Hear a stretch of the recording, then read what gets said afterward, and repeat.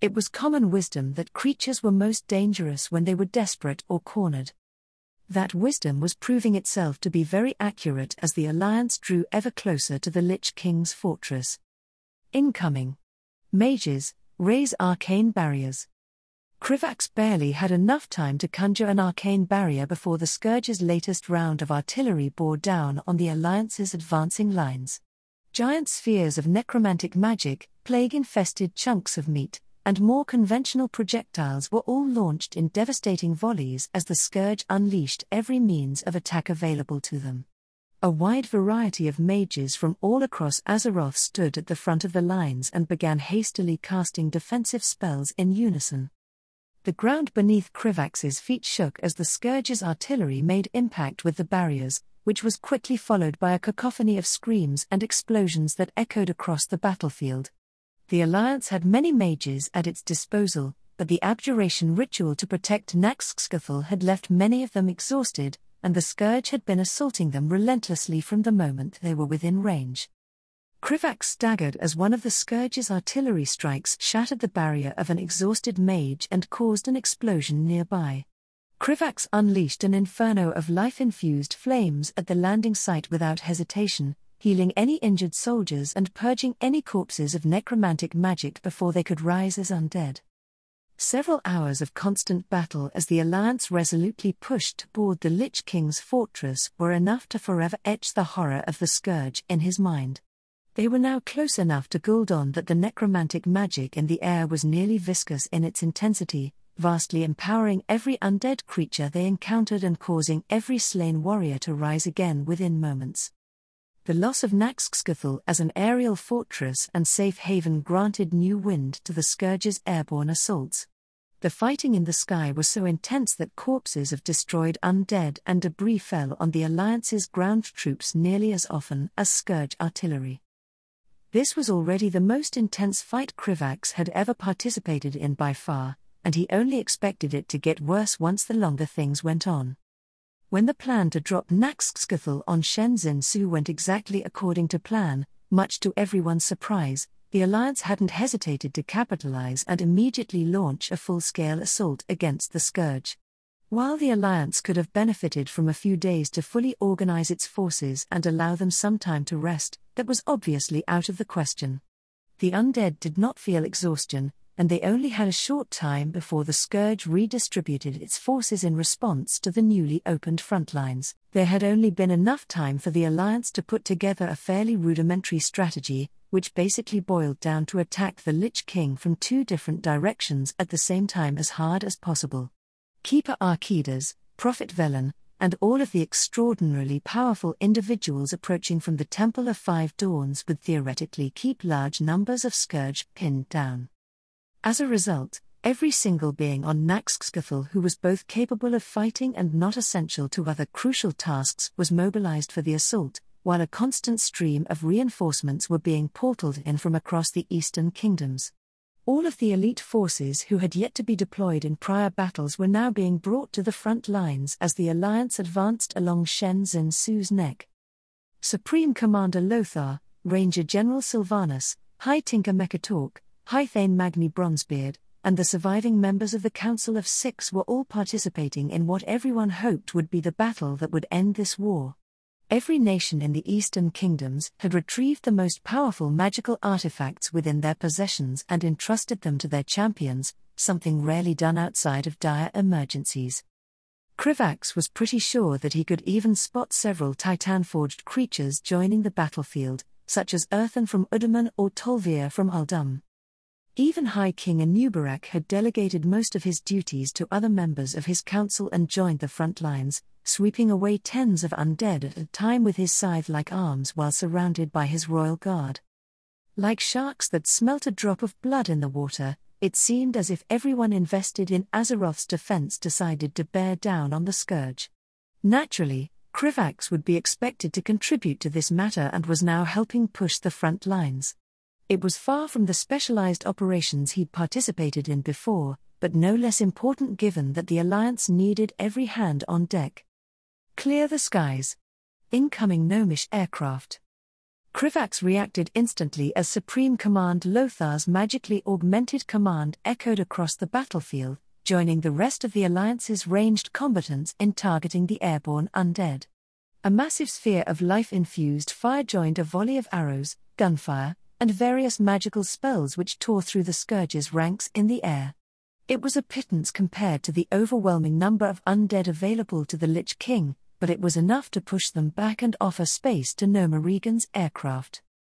From Krivax's perspective, the flying machines created by the gnomes were extremely primitive, being a strange mixture of helicopters and the earliest biplanes used back on Earth. During the Second War, they hadn't even carried any weaponry or been capable of carrying bombs. Nerubian had enjoyed centuries of peace up until then and only designed their inventions for exploration and utility, not warfare. Gnomish priorities naturally changed dramatically after the Horde sieged their capital and threatened to wipe out their species. Coupled with the high-paced advancements brought upon by increased military funding and exposure to Titan technology from Udaman, it was undeniable that warfare on Azeroth had been changed forever. "Brace yourself," Krivax yelled, summoning an arcane barrier in front of himself as a dozen gnomish aircraft flew above the Scourge's ground forces. Moments later, they unloaded a mixture of gunpowder and arcane bombs that caused a cascade of explosions that tore through the undead. Krivax winced as one of the aircraft was struck by a bolt of necromantic magic from one of the Scourge's mages and began falling out of the sky, but the vast majority of the other aircraft managed to fall back to where it was safe. "In the name of Azrael Nerub, push forward." High King Nerubian took advantage of the Scourge's momentary disarray. The sight of several dozen Spider-Lords stampeding forward while surrounded by a veritable sea of spear-wielding Nerubian warriors would be enough to break the morale of any conventional enemy.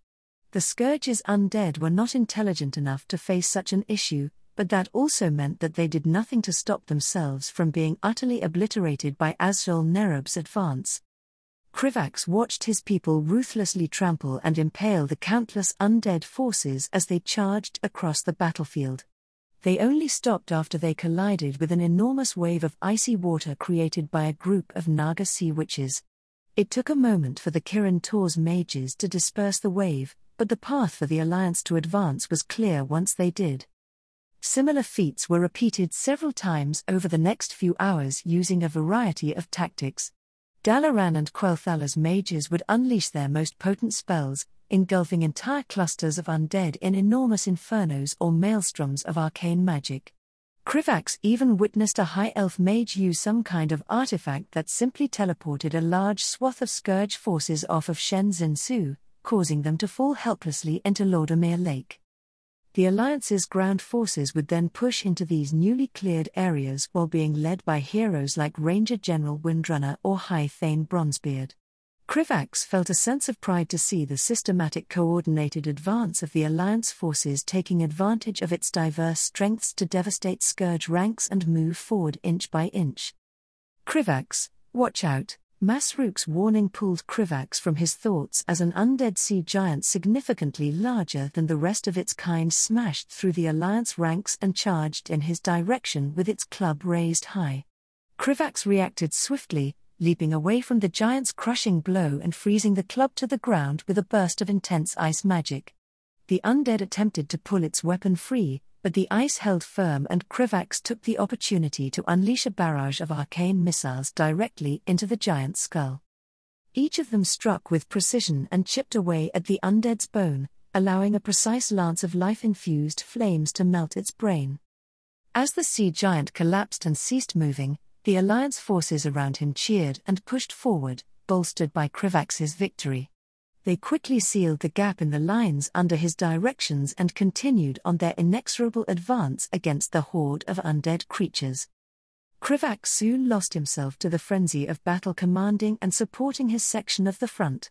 He had been tasked with maintaining control of a specific segment of the front lines, capitalizing on his relative strength and remarkable stamina.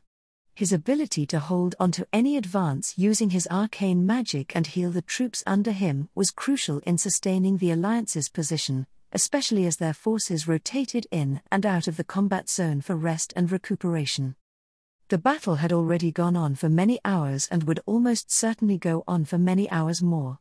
Not even the supernaturally powerful soldiers of Azeroth could fight that long without rest.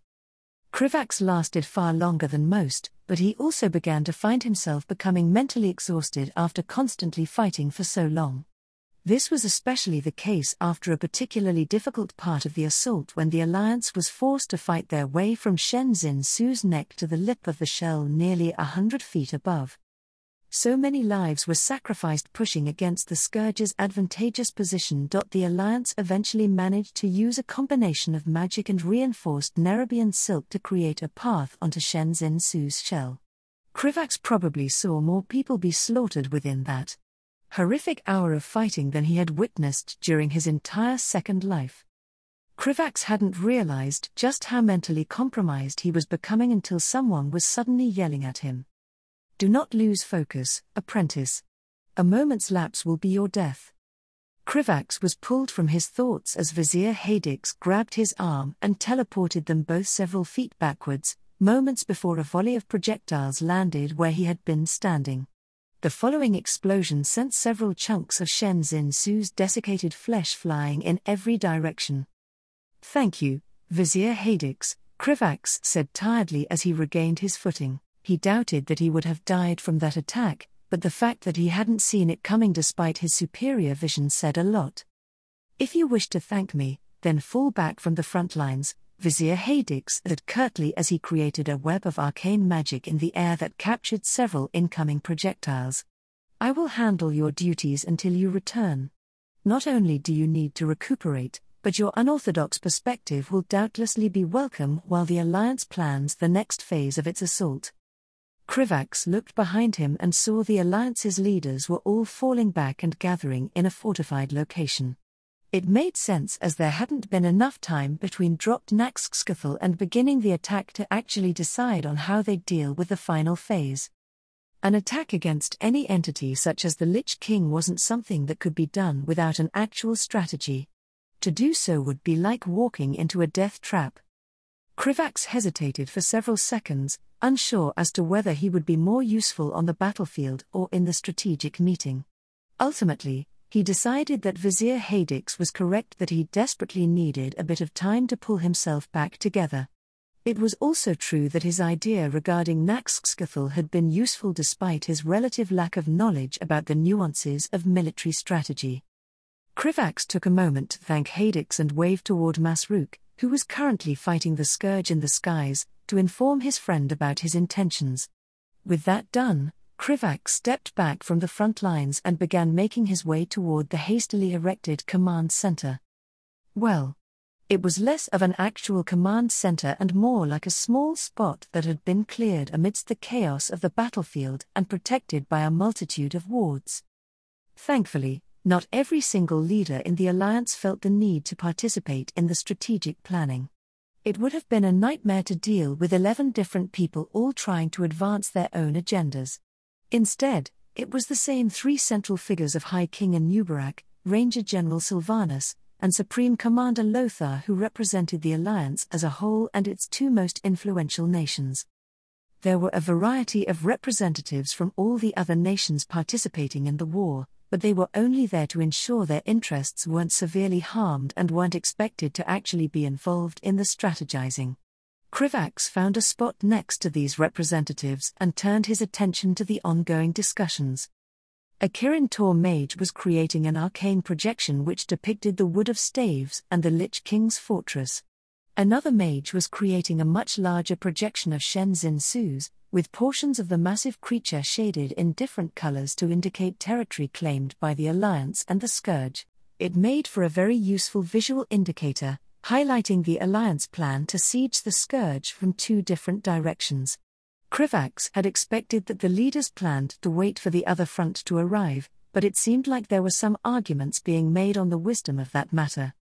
"It would be in our interests to destroy the Scourge's pylons as quickly as possible," said Sylvanus, her tone firm as she pointed to one of several obelisk-shaped structures surrounding the Lich King's fortress. "All of us can sense the strange magical emanations coming from within the fortress. Whatever the Lich King is attempting to summon or create must be stopped before it comes to fruition. Krivax had been one of the first to sense the ritual-like magical emanations that had begun shortly after Shen Xinsu's death and had only grown more intense over time. Although he had no idea what Gul'dan was up to, Krivax had no doubt that it was nothing good. The pylons were structures which created magical defenses more formidable than any that could ever be created by mages through their own efforts. They were the source of the perpetual blizzard surrounding Shen Xinsu, and needed to be dealt with before they could enter the fortress.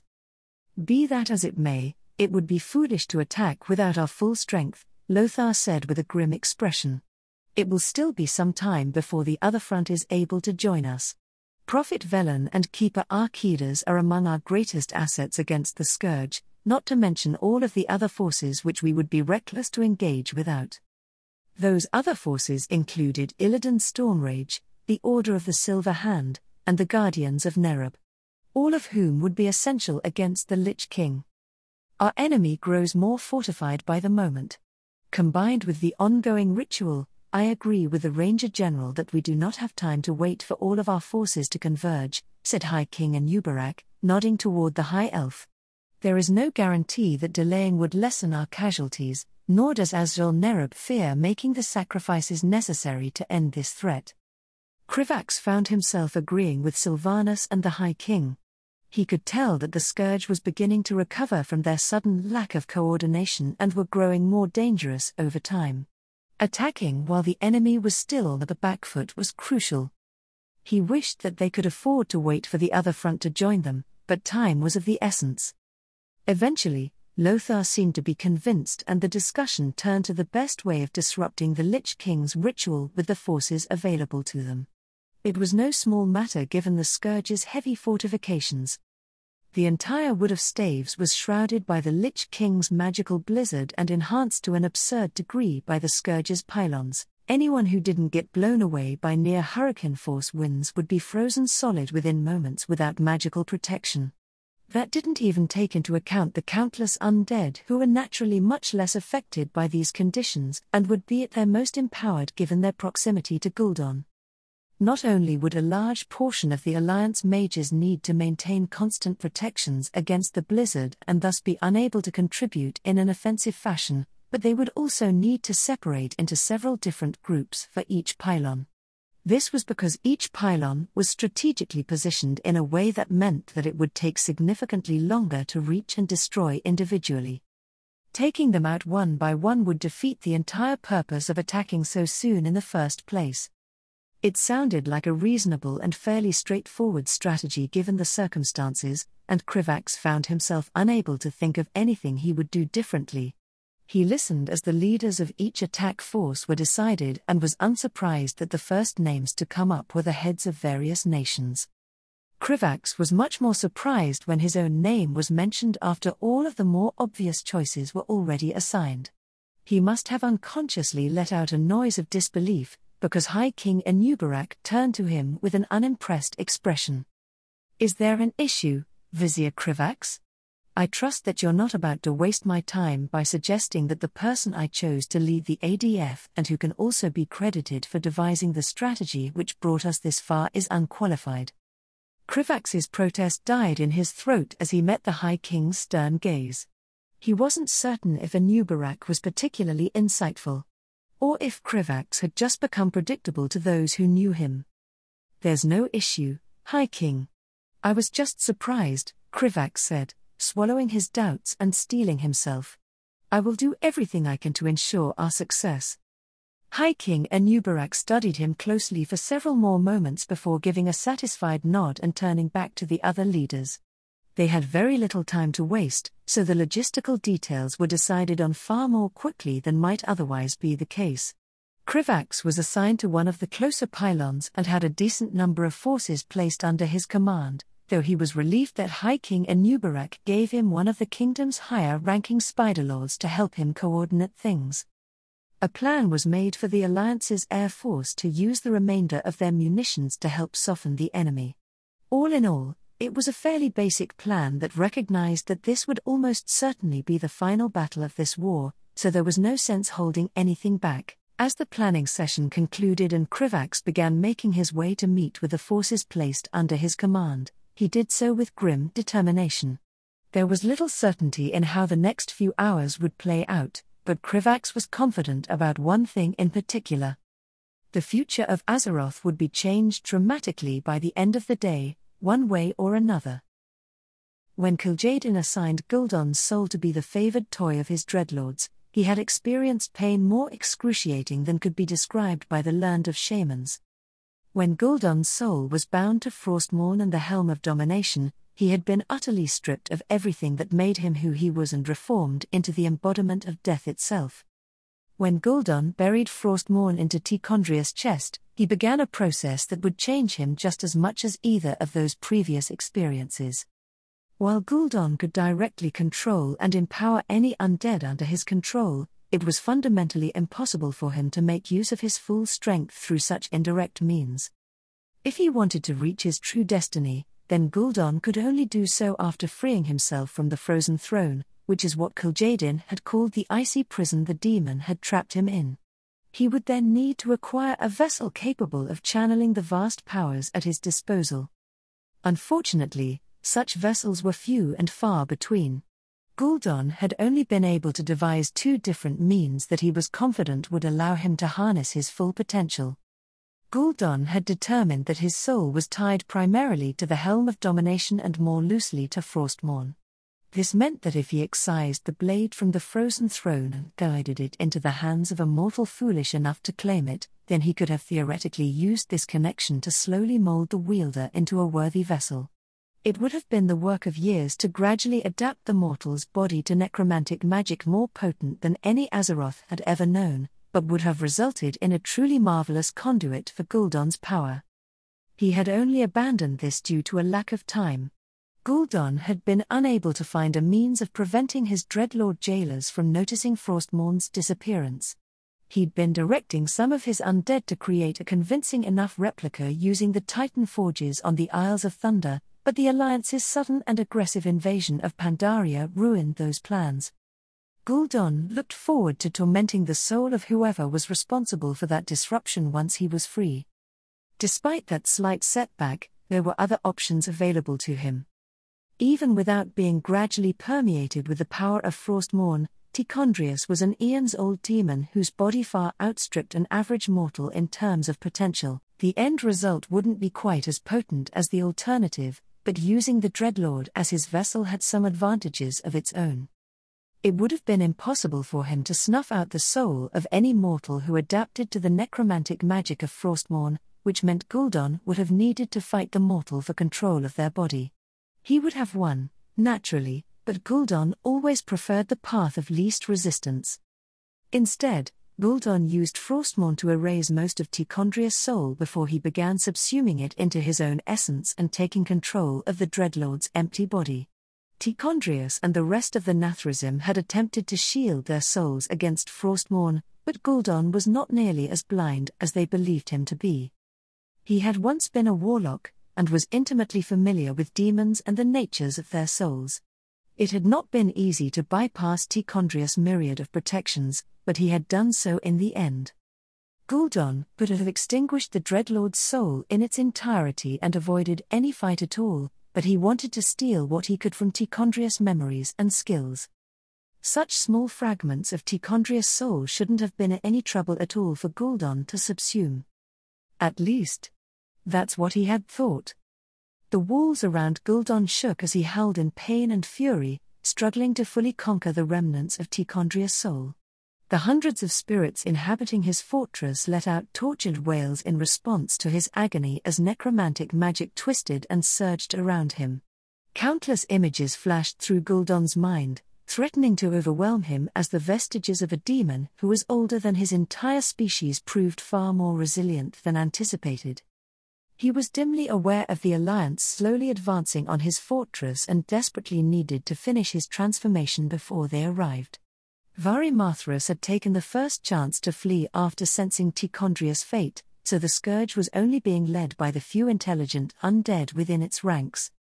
But Tichondrius simply refused to disappear for good. Arg! Cease your resistance and accept your fate, Dreadlord. Gul'dan shouted as he fought for control of the demon's body, throat growing hoarse after screaming for hours. "I will not be denied." There was not enough of Tichondrius left to respond, but Gul'dan could have sworn he still felt a surge of disdain in response to his demands.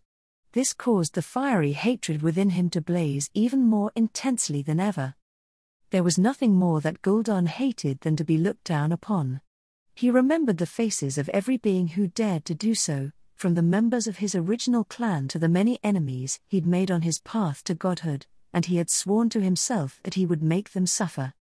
This arrogant demon would not be the one who forced Gul'dan to break that oath. He refused. Gul'dan lost track of time as he struggled against Tichondrius' soul with renewed fervor. He could feel power swelling within him like a volcano on the verge of eruption as he ruthlessly tore away at all that remained of the Dreadlord. Each moment expanded into an eternity, fragmented memories of worlds and realms beyond mortal comprehension flooding into his mind. Despite being only a portion of what Tichondrius would have known, Gul'dan learned more about the cosmos than he ever thought possible. He learned answers to questions he had never known to ask, strategies he had never considered, and magic that he had never seen. Most importantly, he acquired extraordinary knowledge about the realm that existed beyond death, and how Frostmourne and the Helm of Domination found their way into the Burning Legion's hands. How ironic that Tichondrius would be felled by a blade created by his very own masters. How appropriate the source of Gul'dan's power came from the very gods themselves, intended to spread death across Azeroth. He would do so and then turn their gifts against them. But that was a matter to worry about after he dealt with the immediate threat. Gul'dan could feel the Alliance forces inching closer, destroying the structures that protected his fortress. With a final surge of will, Gul'dan took a firm grip of Frostmourne with his new, demonic body, pulled it from his vessel's chest, and rushed toward the frozen throne. Gul'dan roared as he swung Frostmourne with all his might, shattering the icy prison that had kept his power and essence contained, causing the Helm of Domination to drop to the ground. The vestiges of Tichondrius must have understood what was happening, because they attempted to stop him, but they could not.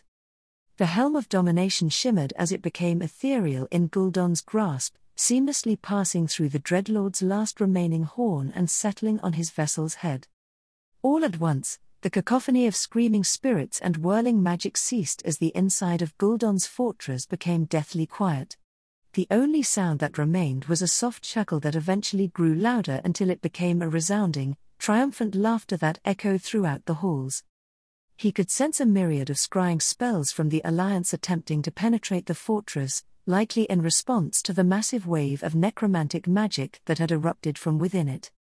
Gul'dan ignored them all and allowed himself to enjoy his moment of ascension. He had never felt more powerful and in control than at any point in his life. He didn't have the slightest doubt that he could slaughter the fools wherever he wished. Even an aspect would need to fear him. It was only when another of his fortress pylons was destroyed that Gul'dan deigned to turn his attention toward the Alliance. Looking through the eyes of his undead, Gul'dan swiftly formed an overview of the battlefield's current state. His undead legions had slaughtered large numbers of the mortals advancing on his palace, but their continuous reinforcements and superior tactics had allowed them to make significant progress. His assimilation of Tichondrius gave him the tactical perspective to understand that the Alliance had likely hoped to destroy his pylons and interrupt what they would have perceived to be a dangerous ritual, but they had failed. Only half of the pylons had been destroyed and the enemy's forces were wonderfully divided, with those approaching from the Temple of Five Dawns nearly half an hour away from arriving. That may not have sounded like a significant amount of time to most, but it would be more than enough for him. Gul'dan smiled widely as he considered which of the Alliance's military detachments he would slaughter first. His first instinct was to immediately end the life of Krivax, the troublesome Nerubian who had caused him so many issues. The Nerubian was currently in the midst of fierce combat, shouting orders and fighting against legions of undead that had suddenly grown vastly more coordinated. But once again, the new strategic mindset he'd acquired from Tichondrius steered him instead towards a different target. The pylon closest to Krivax had already been destroyed, and saving the rest would still be valuable to him given the empowering effect they had on the area. It would be unwise to waste the element of surprise just so that he could kill the Nerubian a few minutes earlier. So decided, Gul'dan used his new understanding of magic and the seemingly endless sea of power at his disposal to casually shatter the Alliance's wards and teleport onto the battlefield. Gul'dan emerged from a dark cloud of necromantic magic and found himself amidst a group of surprised high elves attempting to unravel the protective magics around a pylon, their expressions becoming terrified at his imposing appearance. Gul'dan allowed himself to enjoy their fear for a single moment before calmly swinging Frostmourne through the body of an elite high elf spellbreaker, instantly bisecting her. An enormous torrent of dark magic followed the sweep of his blade, causing tens of high elves to be drained of all life as their desiccated corpses joined the scourge and turned on their former allies. Gul'dan laughed uproariously as many more high elves died in the immediate chaos and confusion that followed, each swing of Frostmourne claiming multiple lives. The scourge was enormously empowered by his presence and began to push against the enemy's defensive lines. Gul'dan had chosen to attack the high elves not only because they had yet to destroy the pylon they'd been targeting, but also because they would make for excellent servants. Die, monster! No, Halderon! Fall back! This was aptly demonstrated when a furious high elf cursed him and swiftly cut down a half-dozen undead as he foolishly charged toward Gul'dan. A terrified female attempted to call him back, but the high elf failed to heed her. Even considering the aptitude for swordplay that he'd absorbed from Tichondrius, Gul'dan could admit that his opponent was more skilled than himself. Unfortunately for the elf, that meant little in the face of overwhelming power. With a casual flick of his wrist, Gul'dan sent forward a jagged wave of ice that impaled the fool and several more behind him. Gul'dan was mildly surprised when the female ceased her annoying screams long enough to summon a shield of light strong enough to save herself. Just as he was about to reward the elf by claiming her for the scourge, several highly enchanted and impeccably aimed arrows pierced through the air and threatened to land in the eye slits of his helmet. Gul'dan hastily deflected the arrows with Frostmourne before turning to glare at the archer who dared to attack him, spotting a female elf wearing regal armor who was glaring at him with pure hatred from atop a nearby ridge. Gul'dan was nearly certain that those arrows would have failed to kill him, but would have definitely caused him harm.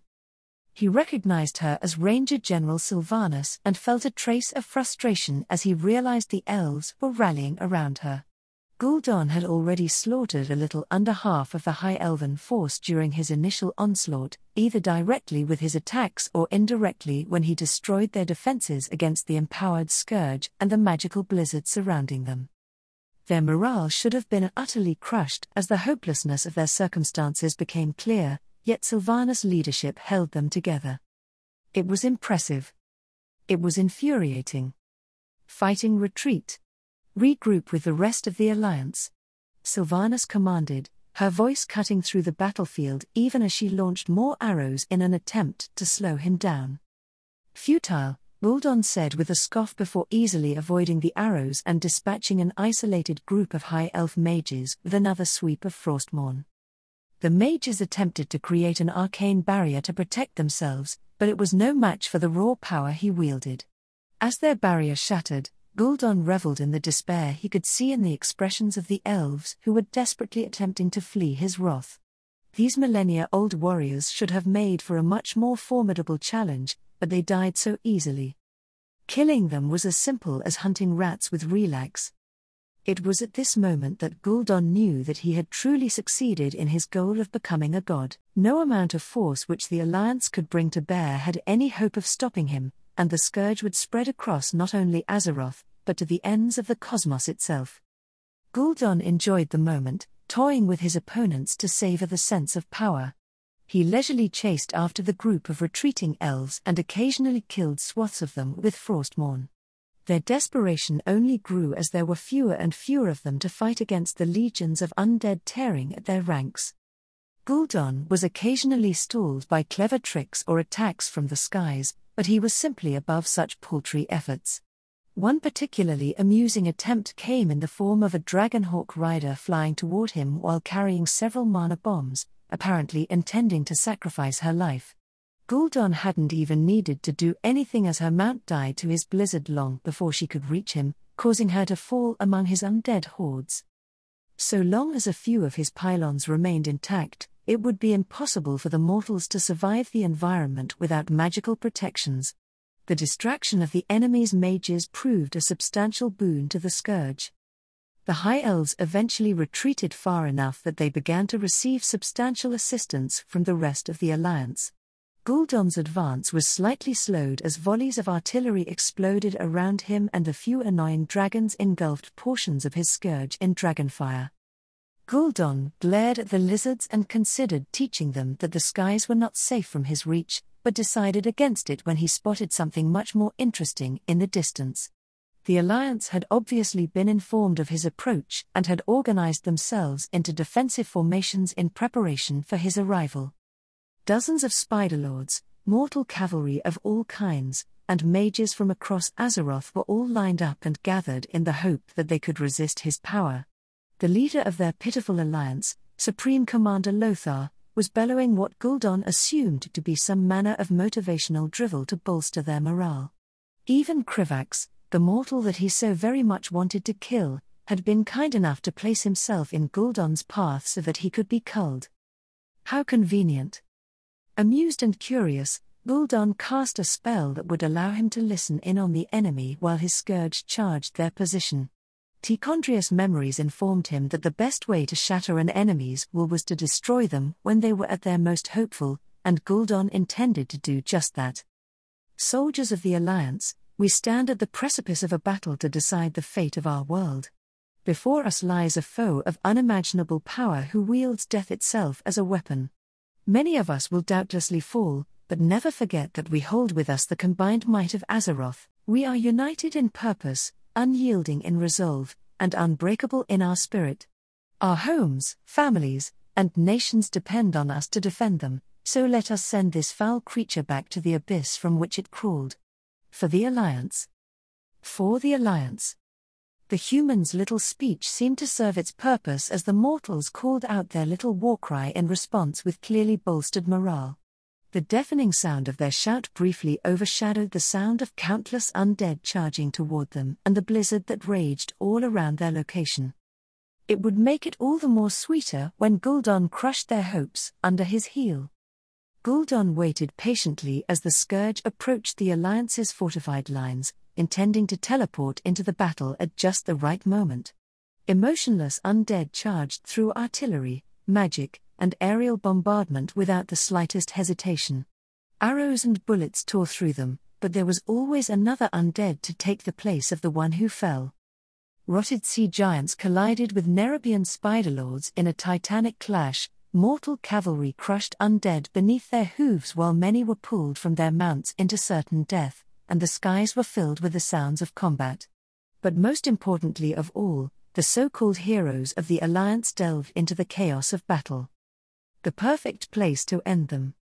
Gul'dan waited a while longer before seeing his chance and teleporting directly into the thick of the conflict. Just like the last time, his arrival cast a dark omen over the battlefield, and Gul'dan had a moment to enjoy Supreme Commander Lothar's expression of surprise. Frostmourne cut through the air like a harbinger of death, ready to end the human's life and destroy the Alliance's resolve in a single moment. Lothar reacted quickly enough to raise his sword, but Gul'dan merely smirked with the full confidence that no mere piece of steel could stop Frostmourne. Perhaps that was why he was so thoroughly shocked when Lothar was only forced to his knees instead of being cut in two when their blades clashed and sent a shockwave across the battlefield. Tichondrius' knowledge allowed him to recognize the great sword as Stromkar, the legendary blade which had once sealed the Cathrax that attacked Capital City.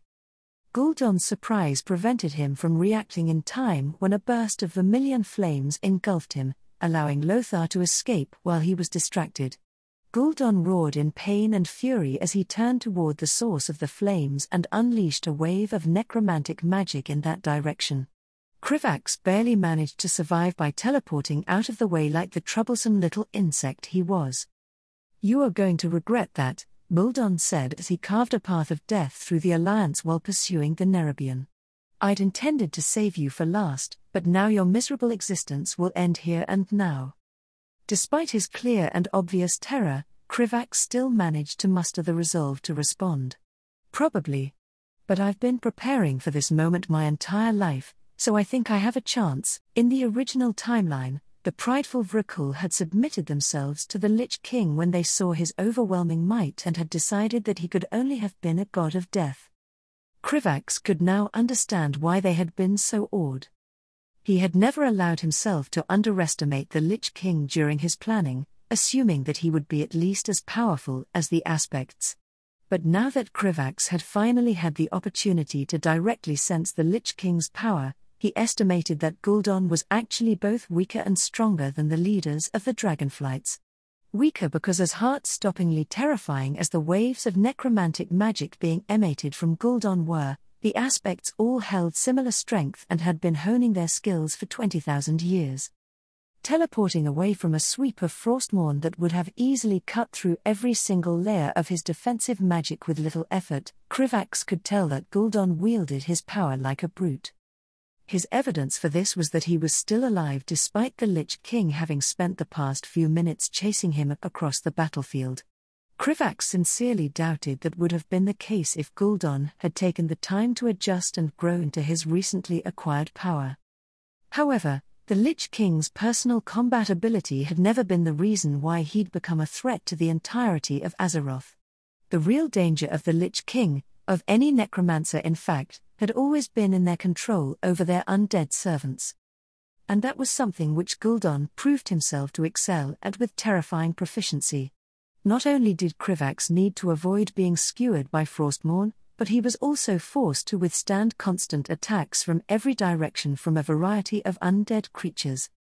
Krivax just barely managed to cast a telekinesis spell and take control of the volley of high elven arrows moments before he turned into a pincushion. A flick of the wrist buried them into the joints of a death monk who'd shattered the carapace along his leg with a roundhouse kick. Krivax simultaneously used his life magic to burn away the rot-inducing necromantic magic left behind by the death monk and pierced the immobilized undead's skull with a spear of ice. Krivax wasn't allowed even a single moment to relax before he was sent flying by an undead sea giant hitting him in the side with an enormous club. He was then forced to teleport away again as he sensed the Lich King launch a wave of necromantic magic in his direction which rotted everything in its path.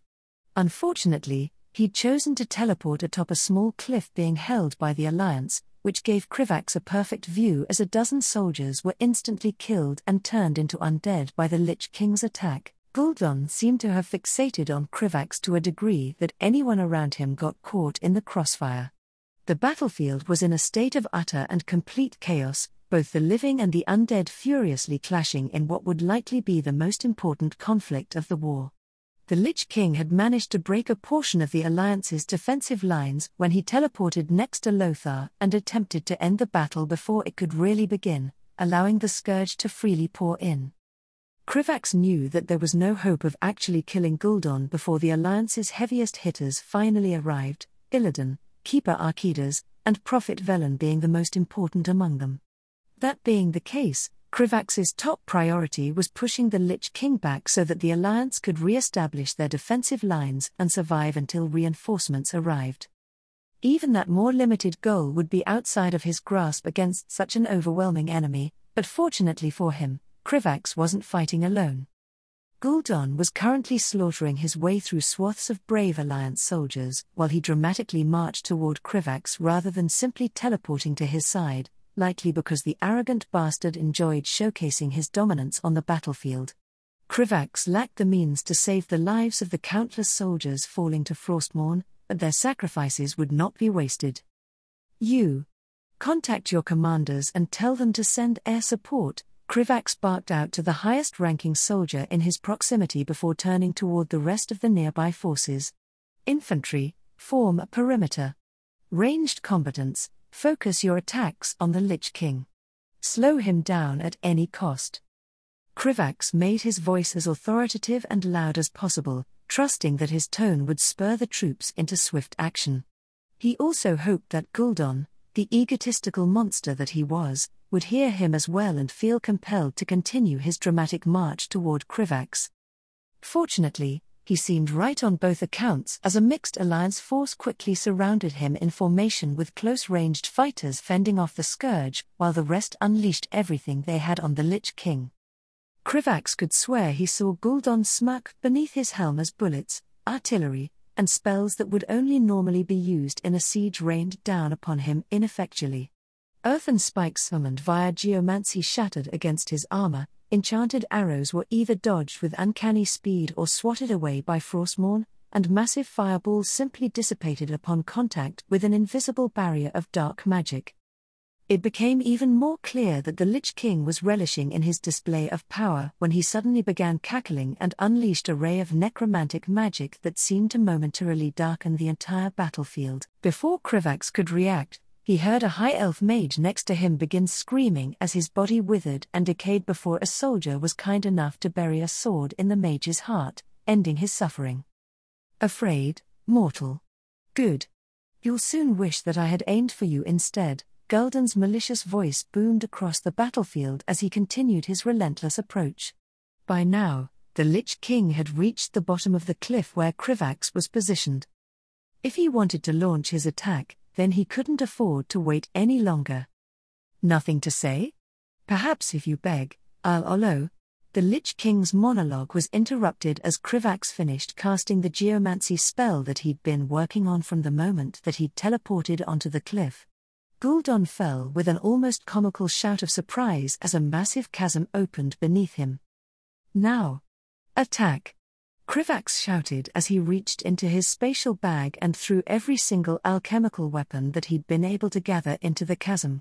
Every mage close enough to attack unleashed their most devastating spells on the Lich King, while several gnomish flying machines flew over the chasm and unloaded their munitions. The earth shook as the Lich King was bombarded with enough firepower to level a large town, even causing a few Alliance soldiers to lose their balance due to its intensity. A deafening cacophony of explosions filled the air as the Alliance continued its onslaught long after the most resilient of enemies would have already been destroyed. Even Archmage Crossus flew above the chasm in his dragon form and spewed forth an inferno of vermilion flames onto the Lich King. The attacks only ended when the flying machines above ran out of arcane bombs and every mage had almost completely exhausted themselves. An air of anticipation hung over the battlefield as the Alliance's mages hurried to disperse the cloud of dust that had risen as a result of the attacks. Even those soldiers who were fighting for their life against the Scourge threw occasional glances toward the chasm. Krivax had no doubt that the Lich King had survived, as he could not only see that the howling, magical blizzard surrounding them still continued unabated, but he could also sense the terrifying waves of necromantic magic emanating from within the chasm. Still, he had hoped that the Alliance's combined assault had dealt Gul'dan a significant blow and weakened him. When the dust finally began to clear, Krivax saw that the chasm had been widened drastically, expanded by the attack. The sheer concentration of arcane magic used against the Lich King had caused violet crystals to form along its sides. However, Krivax was unable to get a good view of what exactly had become of Gul'dan. Just as he was about to cautiously approach the edge of the chasm to investigate, Krivax was suddenly interrupted by the sound of Masruk shouting his name and his senses blaring in warning. Krivax. It was only because he was somewhat anticipating the Lich King's attack that he didn't immediately die when Gul'dan teleported next to him. Still, he wasn't quite fast enough with leaping away to completely avoid Frostmourne. The pain that he felt when the tip of the Lich King's cursed blade cut into his abdomen was the worst thing that he'd ever experienced in his entire life. It was even worse than having his leg completely crushed by Nelthorion, and the wound seemed to tear away at him on a spiritual level. Krivax was more grateful than ever for having received Alexstrasza's blessing, which was the only reason why his body wasn't being eaten away by necromantic magic. Gul'dan was clearly no longer in the mood to hold back as he reappeared on the battlefield in a deadly explosion of dark energy and wore an expression of apoplectic rage. Portions of his magical armor had been damaged and the demonic body of whichever dreadlord he possessed had clearly seen better days. Black ichor seeped from the Lich King's wounds, his last remaining horn had been shattered, and he sported a multitude of other signs of damage, but Krivax wasn't sure that it mattered. Not when Gul'dan's movement seemed completely unaffected by his wounds. His eyes glowed bright with a cold blue fire, and he'd clearly lost interest in any more unnecessary bluster. The Scourge rallied around their master and seemed to descend into a frenzy as they surged forward and tore at the Alliance forces with renewed fury. The front lines immediately turned into a desperate struggle for survival for the Alliance, but Krivax couldn't afford to pay too much attention to them. Instead, his focus was only on the Lich King swinging his blade down at Krivax with lethal precision like a silent avatar of death. Gul'dan didn't even blink as Masruk descended from the sky and knocked Frostmourne off course with his spear, merely striking Krivax's friend with his free hand and sending him flying across the battlefield. He was forced to shield Masruk's skull with an arcane barrier from a spike of ice that would have impaled it. Krivax frantically threw an alchemical flask on the ground between him and the Lich King, causing a dome of silvery liquid to rise up and encased him in a protective shield. This same flask had saved Krivax from Ionia, but the Lich King proved himself far more dangerous than a Titanic Watcher when Frostmourne cut through the barrier as if it was mere mist. Krivax was saved once again as Archmage Crossus swooped down on the Lich King and bathed him in dragon fire. Gul'dan counterattacked by creating a devastating spike of ice that shot up from the ground and threatened to impale Crossus mid-flight, but the Archmage promptly disappeared in a flash of violet light before several illusions of him reappeared around the Lich King. The next several minutes were a blur as Krivax fought for his life, with Archmage Crossus and Masruk occasionally interceding when necessary to provide crucial support.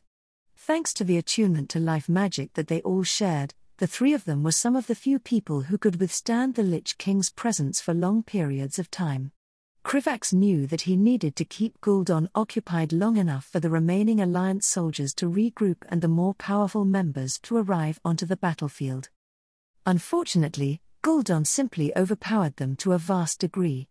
It was all that Krivax could do to prevent the Lich King from causing massive collateral damage to the Alliance frontlines without losing his life. Worse yet, it soon became clear that Gul'dan was growing accustomed and more adept at using his new powers the longer that the fight progressed. Every swing of Frostmourne grew increasingly precise, his movements lost the faint awkwardness that even Krivax's untrained eyes could notice, and he began using spells more complex than the crude blasts of necromantic energy that he had favored earlier. Chains of darkness erupted from the ground and snared any Alliance soldier who drew too close, eating away at their flesh even as nearby Scourge descended upon them. Necrotic plagues that spread from soldier to soldier forced Krivax and Crossus to invest a portion of their attention to purging them with life-infused flames lest the virulent infections consume the Alliance ranks entirely.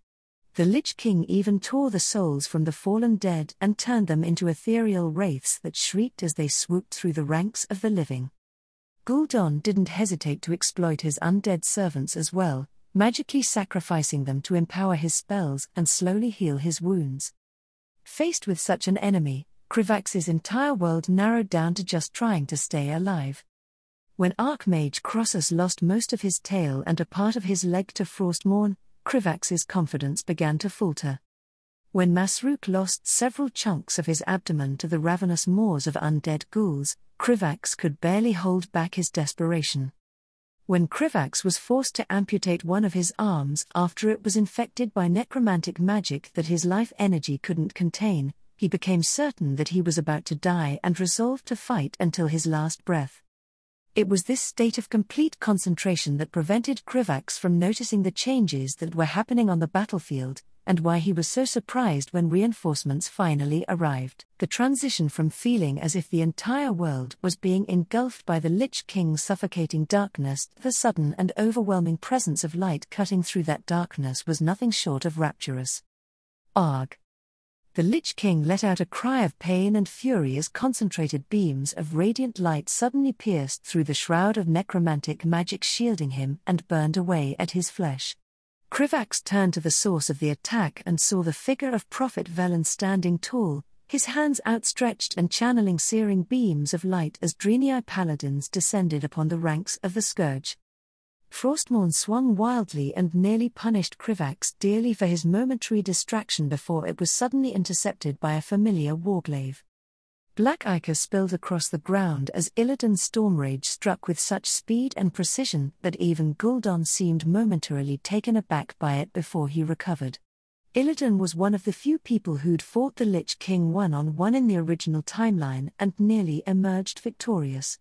Even if the current balance of power between the two was much more lopsided due to Illidan lacking the demonic enhancements he'd possessed in that timeline, he still pushed Gul'dan harder than anyone else on the battlefield. The Lich King attempted to alleviate the sudden pressure on him by directing a large portion of the Scourge to reinforce his position. That proved ineffectual when a long line of heavily armored Nerubians shining brightly with the light trampled over the Scourge, led by a Nerubian, who was like an unstoppable juggernaut that even the most powerful undead were unable to halt. For the Alliance, Stromkar proved itself as a truly legendary blade as Lothar brought it down against Frostmourne in a thunderous clash without shattering. Several more of Stormwind's elite soldiers attacked the Lich King from all directions, assisting the Alliance's supreme commander. Unfortunately, Gul'dan was only surprised for a moment and immediately pushed Lothar back with unnatural strength before cutting down the valiant soldiers with contemptuous ease. Unlike Lothar, they lacked Stromkar and the greatest enchanted armor that the Alliance could produce, meaning that no amount of skill could save them from Frostmourne's edge.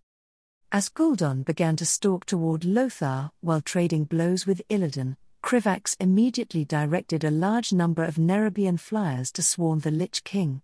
Gul'dan attempted to blast them away with a simple outburst of necromantic magic, but his attack was countered as a whirling inferno of life-infused flames erupted beneath him.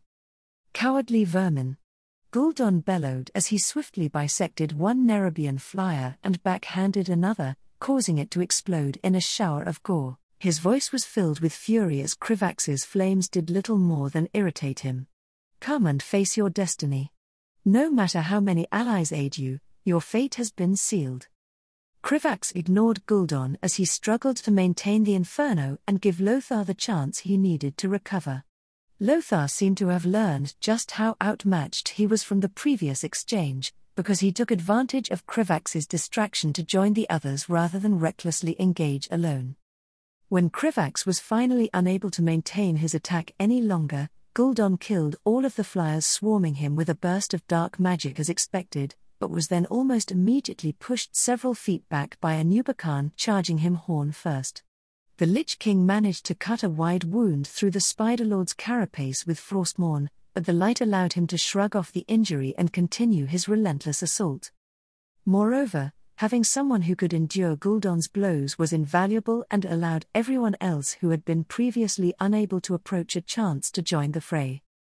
Hythane Magni Bronzebeard let out a furious warcry as he swung his legendary warhammer down on the Lich King's knee, causing him to momentarily collapse. Gul'dan attempted to retaliate with a lightning-quick swing of Frostmourne that would have taken the Hythane's head, but he was blocked by Stromkar as Lothar saved Magni at the last moment.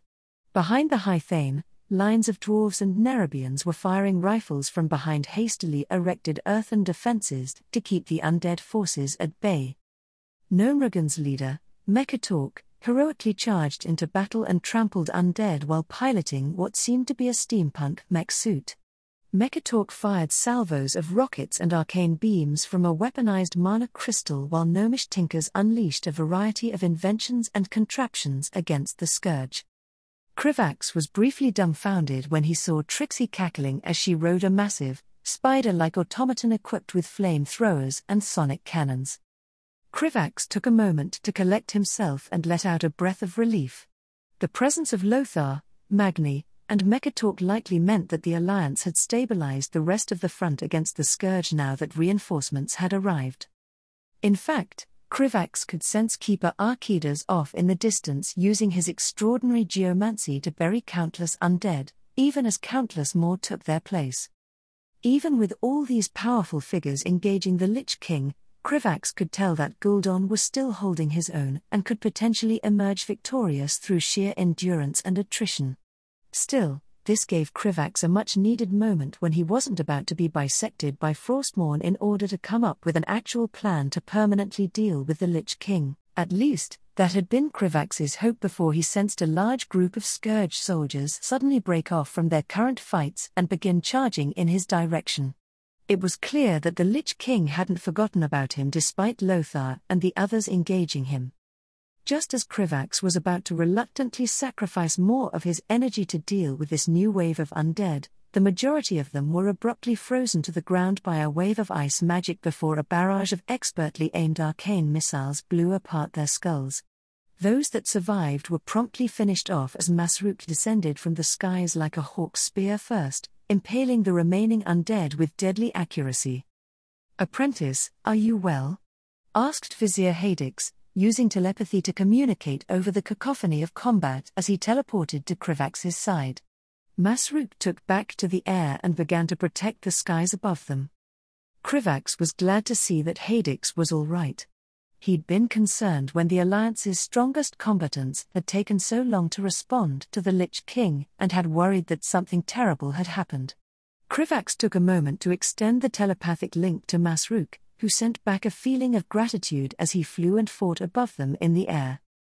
"As well as I can be given the circumstances," Krivax responded as he launched several fireballs at the Scourge, threatening to overrun the Alliance's defensive lines. "Please tell me that our superiors have come up with an actual plan to deal with the Lich King? It would be best if we could put him down as quickly as possible." Gul'dan was being heavily suppressed by the combined might of the Alliance now that everyone had arrived, but he was still causing large numbers of casualties and bolstering the Scourge's ranks with every passing moment. Elite warriors made for powerful undead, and Krivax could already see that the Scourge forces attempting to protect their master were becoming more and more of a problem. Less of a plan. More along the lines of gather all of the strongest mages who aren't already occupied and hope that their combined efforts will be enough to put down the monster for good. Vizier Hadix responded with the mental equivalent of a disdainful scoff. The aspect of magic apparently gave the Alliance an artifact, which could stably channel the magic of many mages and direct it into a single beam of arcane energy. It's crude. But I suppose it would be unreasonable to hope for more on such short notice when we planned to end the Lich King while he was still trapped in his prison. Our only problem is that we lack the means to ensure the enemy doesn't escape after sensing such an obvious buildup of magic. It wasn't difficult for Krivax to see why that would be an issue. Every mage on the battlefield had likely sensed the moment that the Lich King shattered all of their anti-spatial magic wards and teleported directly next to Lothar. That display of power showed that there was little that the Alliance could do to prevent Gul'dan from simply disappearing if he felt the tide of battle turning against him. Only the Lich King's unbridled arrogance prevented him from teleporting away from the several powerful figures attempting to kill him. Needless to say, that was a big problem.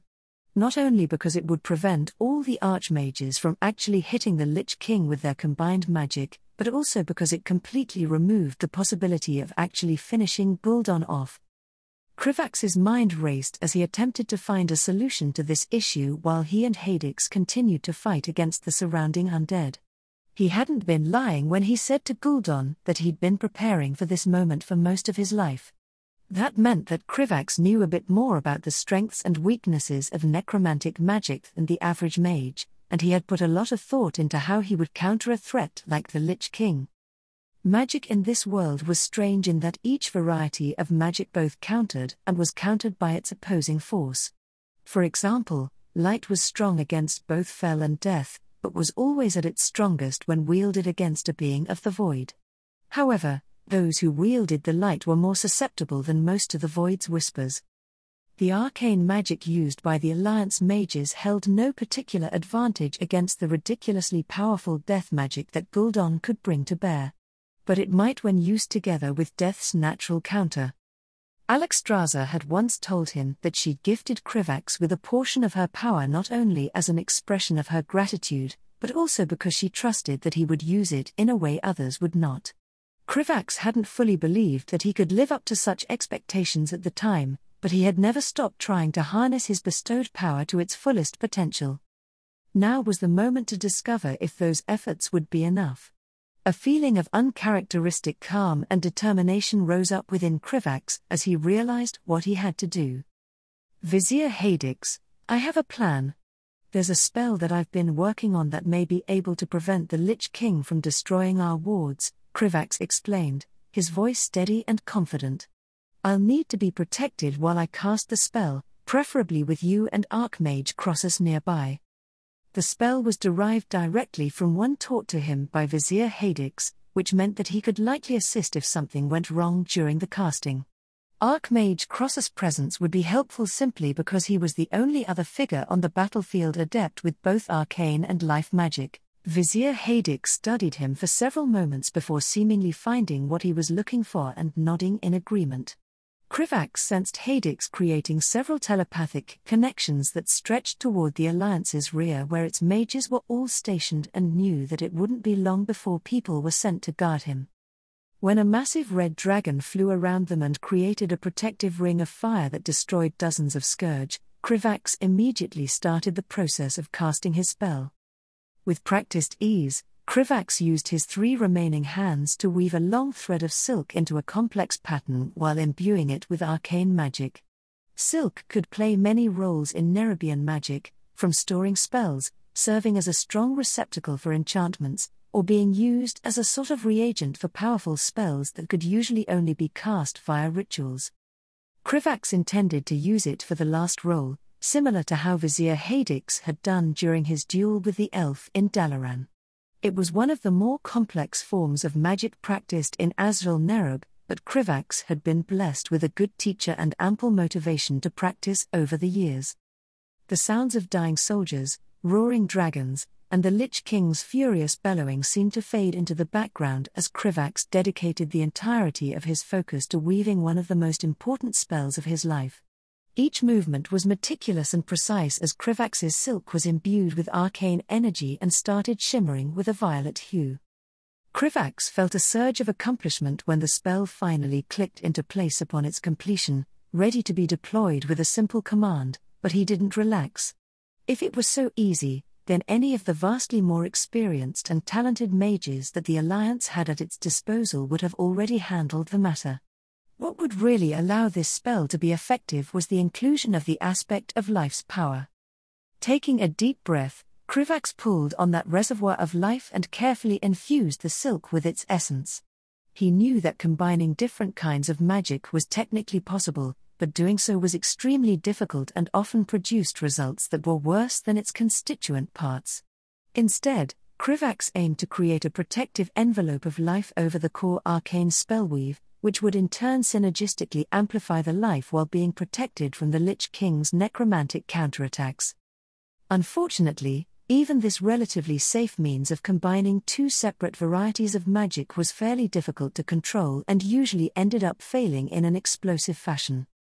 As Krivax reached the conclusion of his spellweaving, the silk's glow changed from violet to a bright crimson radiant enough to draw attention from across the battlefield. A part of his mind registered the sounds of combat intensifying around him, but all of this was ignored in favor of ensuring that the spell didn't fail.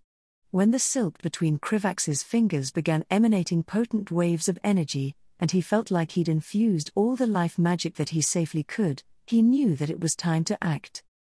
Vizier Hadix, tell the Alliance mages that they need to be ready to unleash their attack, Krivax urgently said through their telepathic link. Trusting that his message had been received, Krivax focused intently as he turned toward the Lich King and finally cast the spell. The silk threads within his hands immediately burst forward in a dazzling display and began weaving itself into a crimson web that gradually enveloped a large area around the Lich King. Several scourge were caught in the spell's path as it expanded, resulting in those portions of the web suddenly igniting with life-infused flames that ate away at the necromantic magic binding the undead, burning them to ash. Just like Krivax's flames, which healed allies and burned enemies, the web left the Alliance unscathed as it utterly ravaged the scourge surrounding the Lich King. Archmage Crossus seemed to understand the nature of Krivax's spell with a simple glance and unleashed a massive wave of life-infused dragonfire into the web above. The effect was immediately obvious as the entire sky seemed to be set ablaze with a cascading inferno that traveled along the web. It was an awe-inspiring spectacle as countless aerial undead flew into Krivax's web and disintegrated by purifying flames. Krivax could scarcely believe that he was the one responsible for such a feat, but that wasn't even the most important effect of his spell. Shouts of triumph erupted among the Alliance ranks as their morale soared. Krivax turned his attention to the Lich King and nearly joined in on the cheering. The Alliance had re-established their wards as soon as Krivax finished his spell, which infuriated Gul'dan if his efforts to destroy them were any indication. However, the Lich King's death magic seemed to be pulled in by Krivax's web and was promptly burned away. Most impressive, apprentice. You've adapted my siphoning spellweave quite adeptly, said Vizier Hadix, a rare hint of pride in his voice as he assessed the vast web that enveloped the battlefield. Not only that, but you've made it all the more formidable by creating a self-defense mechanism within the spell.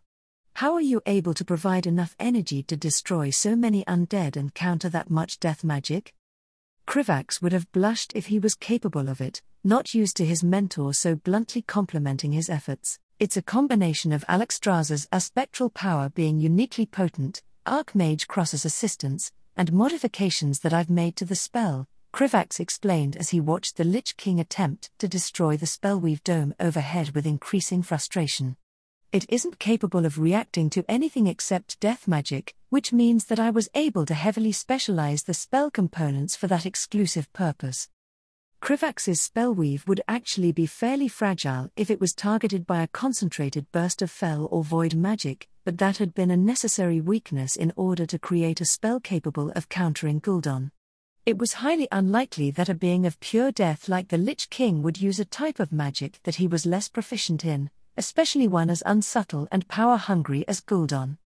Still, I can't keep this up forever, and there's a non-negligible chance that our enemy discovers the spell's weakness the longer this drags on, Krivax continued hastily as the Lich King began fighting back with renewed intensity, easily slaughtering an elite soldier who intercepted an attack meant for Magni.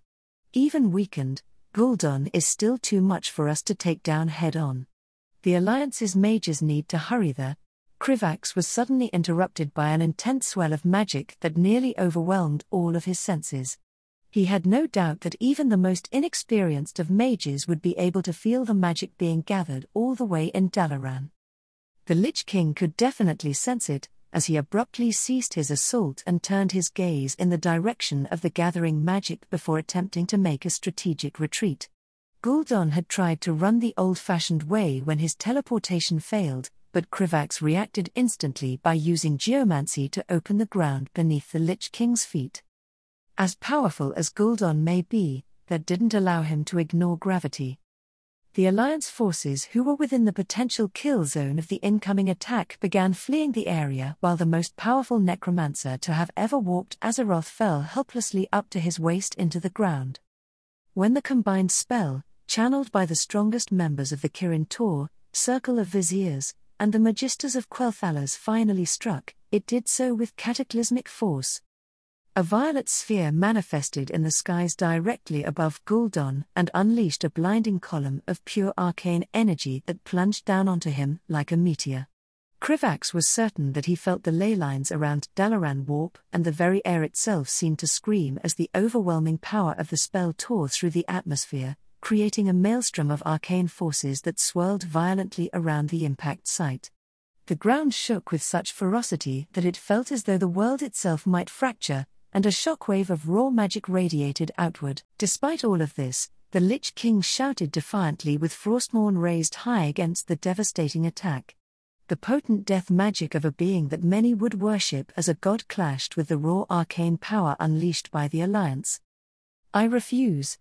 The Lich King roared at the top of his lungs, his voice thunderous as he fought against the onslaught. I am Gul'dan. I am death incarnate. My destiny cannot end here.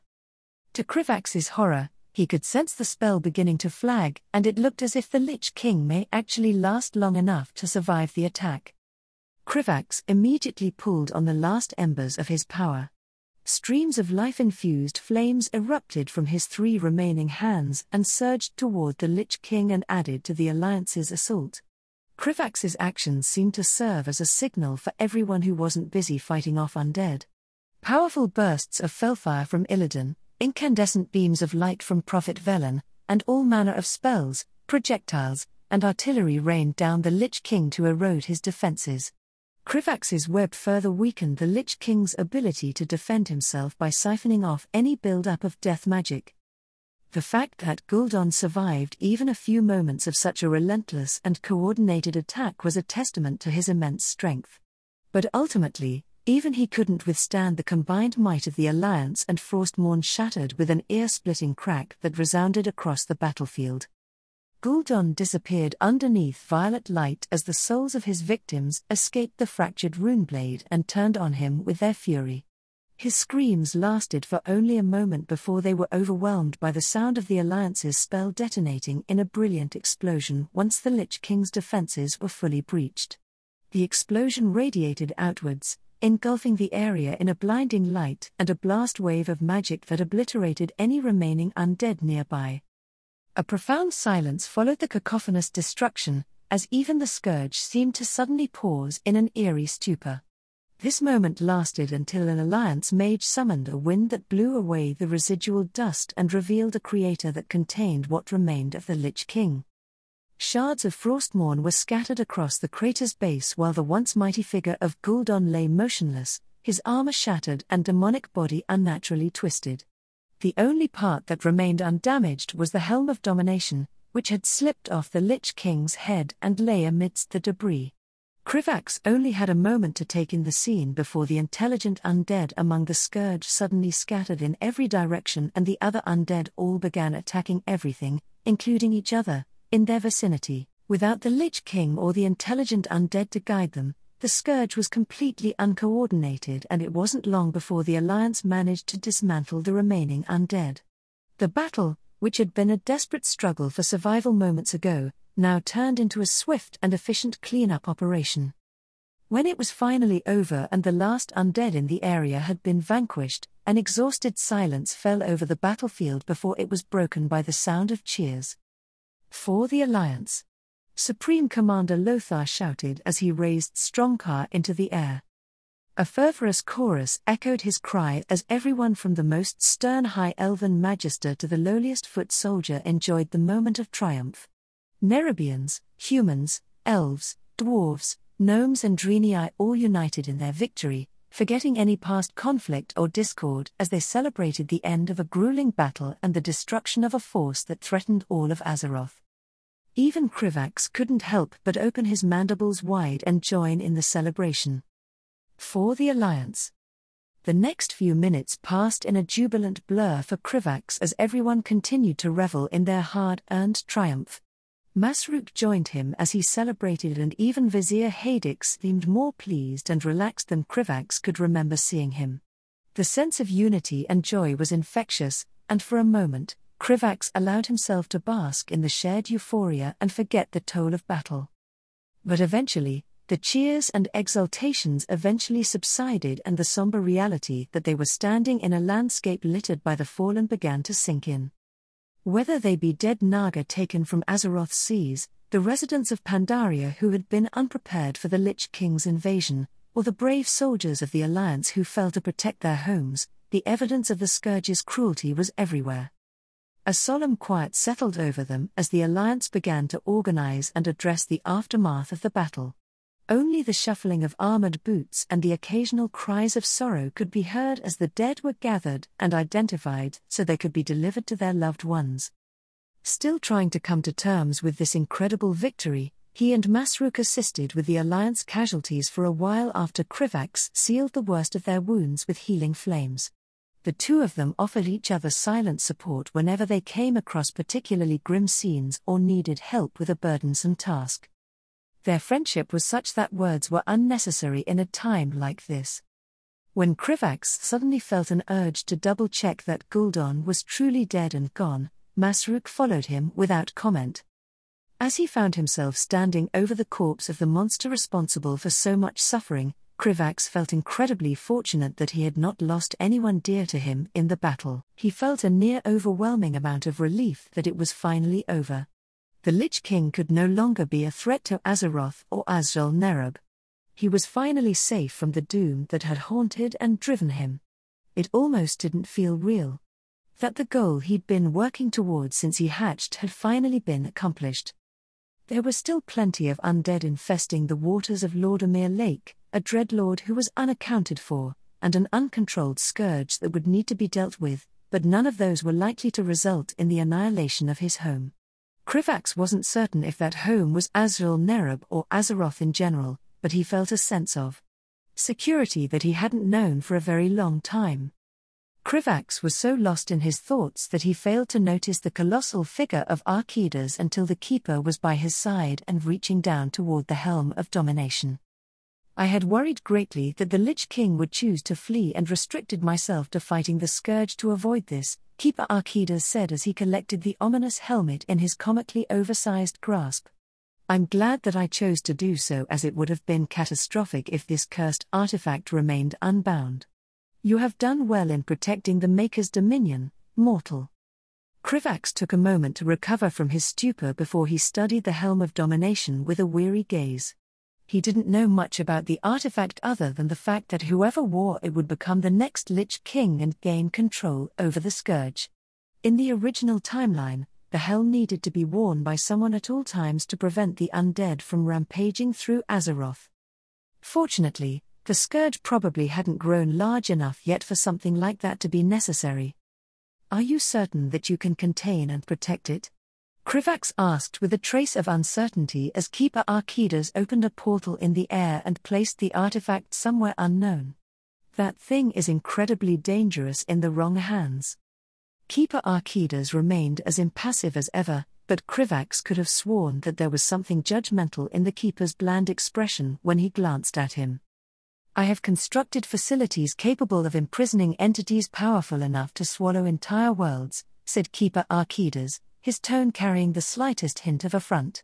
You will be dust and bones long before this artifact ever again sees the light of day. With that delightful statement delivered, Keeper Archidas walked away without another word, seemingly uninterested with the shards of Frostmourne and the Lich King's corpse. When the Keeper was gone, Krivax took in his surroundings and saw that he wasn't the only one standing around the crater where the Lich King had died. A group of mages from across the Alliance were gathering to secure the potentially dangerous corpse and section off the area from unauthorized personnel. Vizier Hadix, who was one of the Nerubian mages participating in this effort, noticed Krivax looking in his direction and began approaching him. Finished reveling in your achievements, apprentice? Vizier Hadix, his dry tone belied by the trace of pride glimmering in his many eyes. I wouldn't normally encourage such indulgences, but I believe that your efforts warrant it. There would have been significantly more casualties without your contribution. Thank you, Vizier Hadix, Krivax said with genuine gratitude before his voice turned sly. That is the second time today that you've complimented me. Should I be concerned that you're going soft? Not at all. This much is to be expected of someone who was trained by a mage such as myself, said Vizier Hadix, his mandibles clicking together in amusement. Now if you're quite finished standing over the corpse of your vanquished enemy, I believe we should go. There is still much to do, and Azrael-Nerub requires your continued services. Masruk perked up and said something that Krivax would have never expected to hear from his friend. Krivax and I have seen enough battle for today and should not join the Alliance's future combat operations anytime soon. And you won't. In light of the Alliance's unified victory, High King Nerubian has decided to offer the services of Azrael-Nerub's queens in restoring the lost limbs of all those who lost them today, Vizier Hadix explained, seemingly unbothered by Masruk's protective behavior. Both of you require such services, and Azrael-Nerub needs its head diplomat to help coordinate this ambitious project. Krivax will also soon be assigned to help organize the effort to free the trapped aspects. That made sense to him. Even if this was the conclusion of a long journey from Krivax's perspective and he wanted to take some time to enjoy it, he doubted that anyone else would see it that way. High King Anubarak would surely have plans for him, and there were still significant challenges to face in the aftermath of the Lich King's defeat. Despite this, Krivax still felt lighter than he ever had during his second life. With a nod of understanding, Krivax prepared himself to embark on a new chapter in his life and followed Vizier Hadix as the three of them made their way to meet High King Anubarak. As he did so, Krivax's mind wandered to the many unspeakably powerful forces out there that threatened Azeroth as the Lich King once did.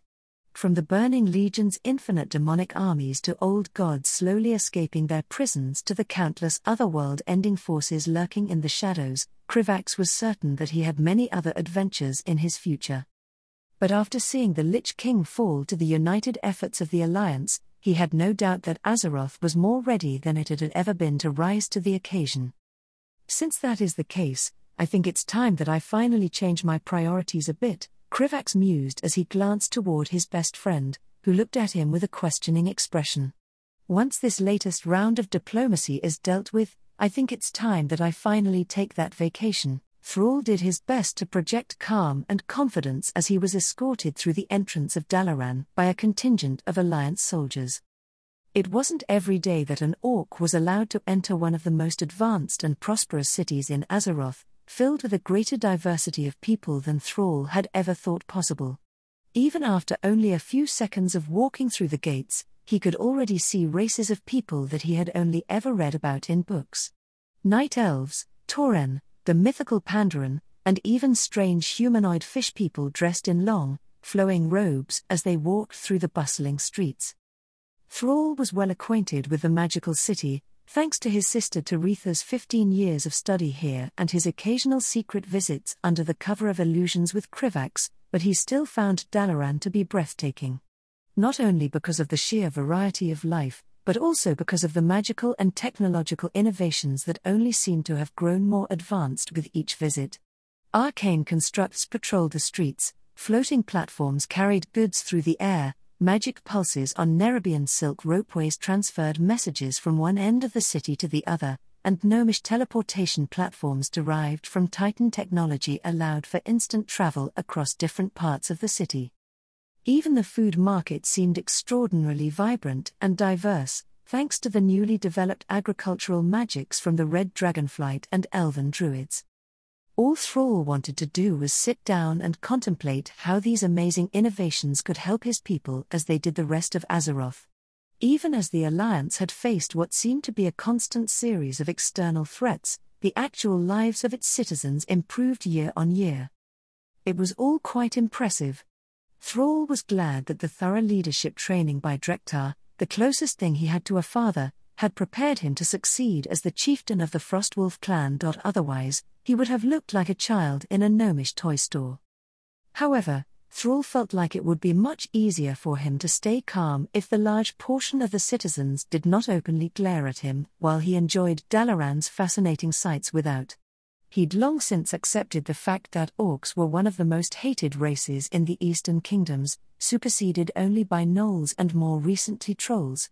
But it still gnawed at him to be looked at with such obvious animosity. It was almost enough to make Thrall regret refusing the Kirin Tor's offer of magical transportation, but he believed that it was best for the common people to see an orc walking peacefully through their streets. "Are you truly certain that this is a wise decision, chieftain? It feels as if we are walking unarmed into a Groon's lair." Thrall looked away from the nearby pedestrians and turned to face an older orc named Parker who had once served as Drektar's closest advisor and now served him. The man was a bit more stuck in his ways than Thrall would have liked, but his competence and loyalty were invaluable traits. Thrall knew he would need such qualities in those around him if he was going to finally lead his people to lasting peace. "It's probably a bit too late for us to choose differently, Parker. It would be more than a little awkward to turn around and leave now," Thrall said with a slight smile as he offered a silent prayer of gratitude to the local wind spirits, who were keeping their conversation private. "Besides, we did come here for a reason. These negotiations are far too important to abandon at the first sign of discomfort. Being recognized as an associated nation of the Alliance is the first step to finally bring about the prosperity that our people deserve." Thrall had been working toward the successful integration of the Orcish people into Azeroth's society from the very moment that he had become chieftain of the Frostwolf clan and then High Chieftain of Durotar. Despite his relatively young age, the clans had chosen him to lead them shortly after the Alliance permitted them the formation of their own nation, and he would rather die than let them down. Even 21 years after the end of the Second War and 15 years after the Alliance's defeat over the Lich King, animosities still remained due to the atrocities committed by the Horde. That was more than clear from the hushed whispers and open hostility directed toward him and his retinue as he walked through the bustling streets. That was especially the case among the older generations who had personally experienced the Second War. These, admittedly justified, feelings of distrust and resentment had created a barrier that seemed nearly impossible for Thrall to overcome, despite his best efforts. A reality that Parkar was always quick to remind him of. "I've no idea why you believe these negotiations will be different from any of the rest, Chieftain," said Parkar, predictable in his skepticism. It was fortunate that the elderly orc wasn't the only person willing to advise him. "Oh, calm down, old man," Taretha said as their escort led them toward the fabled Violet Citadel rising in the distance, which was supposedly quite close to Alliance headquarters. She glared fiercely at Parkar despite being a human female half his size. "My brother's not an idiot. He wouldn't waste everyone's time if he didn't have good reason to think this time would be different. We've got a good chance after Thrall and a lot of the other orcs helped end the Gurubashi Wars." Thrall was grateful for his sister's support and political acumen, glad that she had reached the same conclusion as himself. The Gurubashi Wars had been the Alliance's first major conflict since their victory over the Lich King. From the reports he had received from the Alliance, they had been instigated by a troll warlord from Zul'Aman by the name of Zul'Jin, who had been granted the favor of one of the strange beings they referred to as Loa. Exploiting the diminished human presence in the southern portion of the continent after Stormwind's destruction during the Second War, Zul'Jin had traveled to Stranglethorn Vale and gradually seized control over all of the local troll tribes. The humans hadn't noticed anything until after Stormwind was rebuilt and began re-establishing its influence in the region, eventually sending scouts further south to assess the current situation. Thrall wished that he could have been in the room, when instead of finding the scattered and disorganized clans that they expected, they were instead greeted with a quickly growing troll kingdom. Perhaps after enjoying their shocked expressions, he could have advised against the impulsive decisions that led to the increasingly violent skirmishes. But Thrall knew that was unlikely. The spirits had revealed much of this world's history to him, and the animosity between humans and trolls was even more intense than the hatred directed toward orcs. If not for the existence of the Loa, then the Alliance would have delivered to the trolls a fate far more final than the orcish internment camps.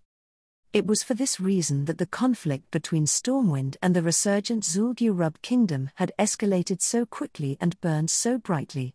It helped little that Zul'Aman and Zuldrak had both seen a potential opportunity in a troll nation rising up while the Alliance was still licking its wounds after slaying the Lich King.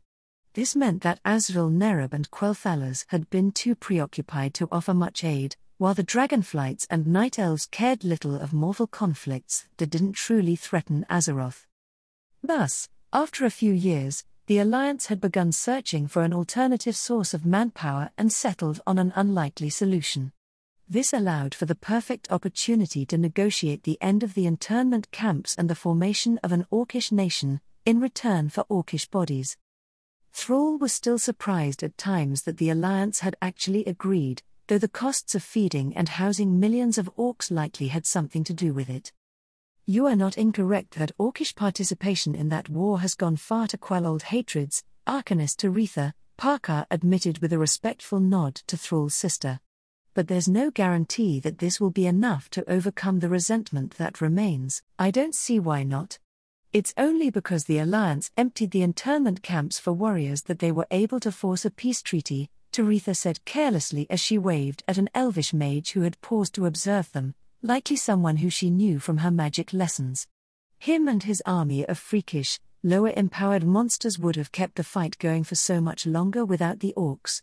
Besides, The Alliance owes Thrall in particular after he helped Jaina push the trolls back at the Battle of Vale Reef. Thrall nearly let out a groan of frustration. He appreciated his sister's words of confidence, but he was really tired about being praised over that damned battle. All he'd done was ask the local water elementals to lend their aid, and they'd been a bit more enthusiastic than expected. Lord Admiral Proudmoore had been more than willing to exploit the resultant tidal wave and freeze the enemy army in place, leading to a decisive victory. Thrall had no idea why the elementals seemed to like him more than most shamans, so it made him feel more than a little uneasy to be praised for something he had little control over. Still, Thrall wasn't above using his unearned fame for his people's advantage. The Alliance and the remnants of the Horde both certainly loved to venerate their heroes, so Thrall had done his best to make a name for himself. That was likely a key factor in his success at convincing the other clans to allow him to represent them. Aside from elevating himself, the Orcish participation in the wars against the Trolls had also helped soothe old hatreds. Many of the younger citizens of Dalaran were staring at their procession with curiosity and cautious interest rather than with scowls. Even better, none of the Nerubians that he could see did not seem the slightest bit bothered by the presence of orcs walking through Dalaran, though the spider folk had always been somewhat different from most races. Orcs were by no means accepted by most of the Alliance's citizens, but things were much better than they were when Thrall was still a slave. We won't solve every problem in a day, but that doesn't mean that this step is not important, said Thrall, interrupting the bickering between his sister and his supposedly venerable advisor. In this, it would be best to follow the wise words of Azrael Nerub's head ambassador. A tangled web can only be unpicked one strand at a time. Uck. There you go again, quoting Krivax, Taretha said with a roll of her eyes, though a fond smile played at the corner of his lips. Honestly, can't you find other people to quote? You would do well to admire some of our own sages as well, Chieftain, Parkar said with a disgruntled grumble. Thrall was unapologetic. Both he and Taretha owed Krivax deeply for what he'd done when he freed them from Lord Blackmore and drastically changed the course of their lives for the better. Thrall had never been able to get a straight answer for why Krivax had done this, but he'd also never forgotten the Nerubian's act of kindness. Especially not after the Nerubian reached out to him a few years ago and began teaching him about the broader world beyond Alterac Valley. Even beyond what he'd done for Thrall personally, Krivax's achievements throughout the years were worthy of admiration and respect. Thrall had studied history, diplomacy, and all manner of topics that he would need to bring prosperity to his people, and much of that had centered around the Nerubian. It was difficult to tell based purely on publicly known information, but Taretha's connection to Archmage Crossus had made it possible for Thrall to piece together just how important Krivax had been to Azeroth. In Thrall's eyes, the numerous significant diplomatic achievements directly attributable to Krivax made the Nerubian a worthy role model. That Krivax was directly responsible for Thrall's freedom only made his admiration ever deeper. In fact, Krivax had confirmed that he would be attending the upcoming meeting today, and he hoped that he could speak with him beforehand. Ambassador Krivax is a perfectly acceptable person for me to admire, Thrall said defensively as he stared at Sister, daring her to disagree. Unsurprisingly, he was only met with teasing laughter and further jibes at his so-called hero worship. Fortunately, Thrall only had to put up with this for a short while, as it wasn't long before their group arrived at the Alliance's headquarters. While nowhere as large as the Violet Citadel, the structure was still an impressive size, designed to accommodate the diplomats, warriors, artificers, and support staff from the many larger races within the Alliance. Thrall and his retinue waited patiently as a Nerubian Spiderlord made his way into the headquarters before being led inside. The Kirin Tor guards then placed them through a litany of security checks to ensure that nobody was suffering from magical compulsions or had been replaced by a sneaky shapeshifter. This was the third time that Thrall had been subjected to such thorough inspections, but the paranoia was warranted given the recent discovery that the Black Dragonflight had infiltrated many governments across Azeroth. The insane void-corrupted dragons had apparently been advancing some sort of scheme to distract the Alliance while they freed some sort of evil god over in Kalimdor. From what Krivax had told Thrall during their most recent conversation, the Black Dragonflight had only been discovered due to the tireless investigation of Krivax's mentor, Vizier Hadix. Krivax had then told him stories about the new aspect. A black dragon by the name of Abyssian had helped deal with the rest of his corrupted kin, but Thrall admittedly hadn't listened to the details as closely as he should have. However, the Earth spirits were now more active and present than Thrall could remember them ever being, so things were probably moving in the right direction. Once Thrall and his retinue passed through the final security checkpoint, they entered the Citadel's main lobby and were quickly approached by a rather unusual representative from the Alliance. Thrall's countenance was once again put to the test as he watched an undead Pandaren of all things move to greet them. "Auspicious greetings to you, honored chieftain. The spirits of the ancestors smile upon your arrival," said the creature, his voice unexpectedly smooth and warm. "I am Shang Zai, leader of the Remnants and a member of the Alliance High Tribunal." Thrall blinked in confusion until he suddenly recalled his lessons with Krivax and realized what he was looking at. The Remnants was the name of the sapient undead that the Alliance had managed to free of the Lich King's control after his defeat. He recalled being told that Azrael Nerub had somehow managed to decipher the necromancy research of some long-dead archmage in order to grant the undead actual autonomy. Unfortunately, many of those who were freed promptly ended their own existence, unable to bear the weight of their memories and new circumstances, while many others proved themselves to be threats and had to be put down. What remained was an eclectic group of individuals of all different races, cultures, and backgrounds who had banded together in an attempt to reconcile their unnatural existence. The Remnants. Thrall collected himself quickly and extended a respectful nod to Shang Zai. "Greetings to you as well, Lord Shang Zai. It is an honor to meet you." Shang Zai's smile widened, his eyes crinkling at the corners. "The honor is mine, chieftain. But please, just call me Shang Zai.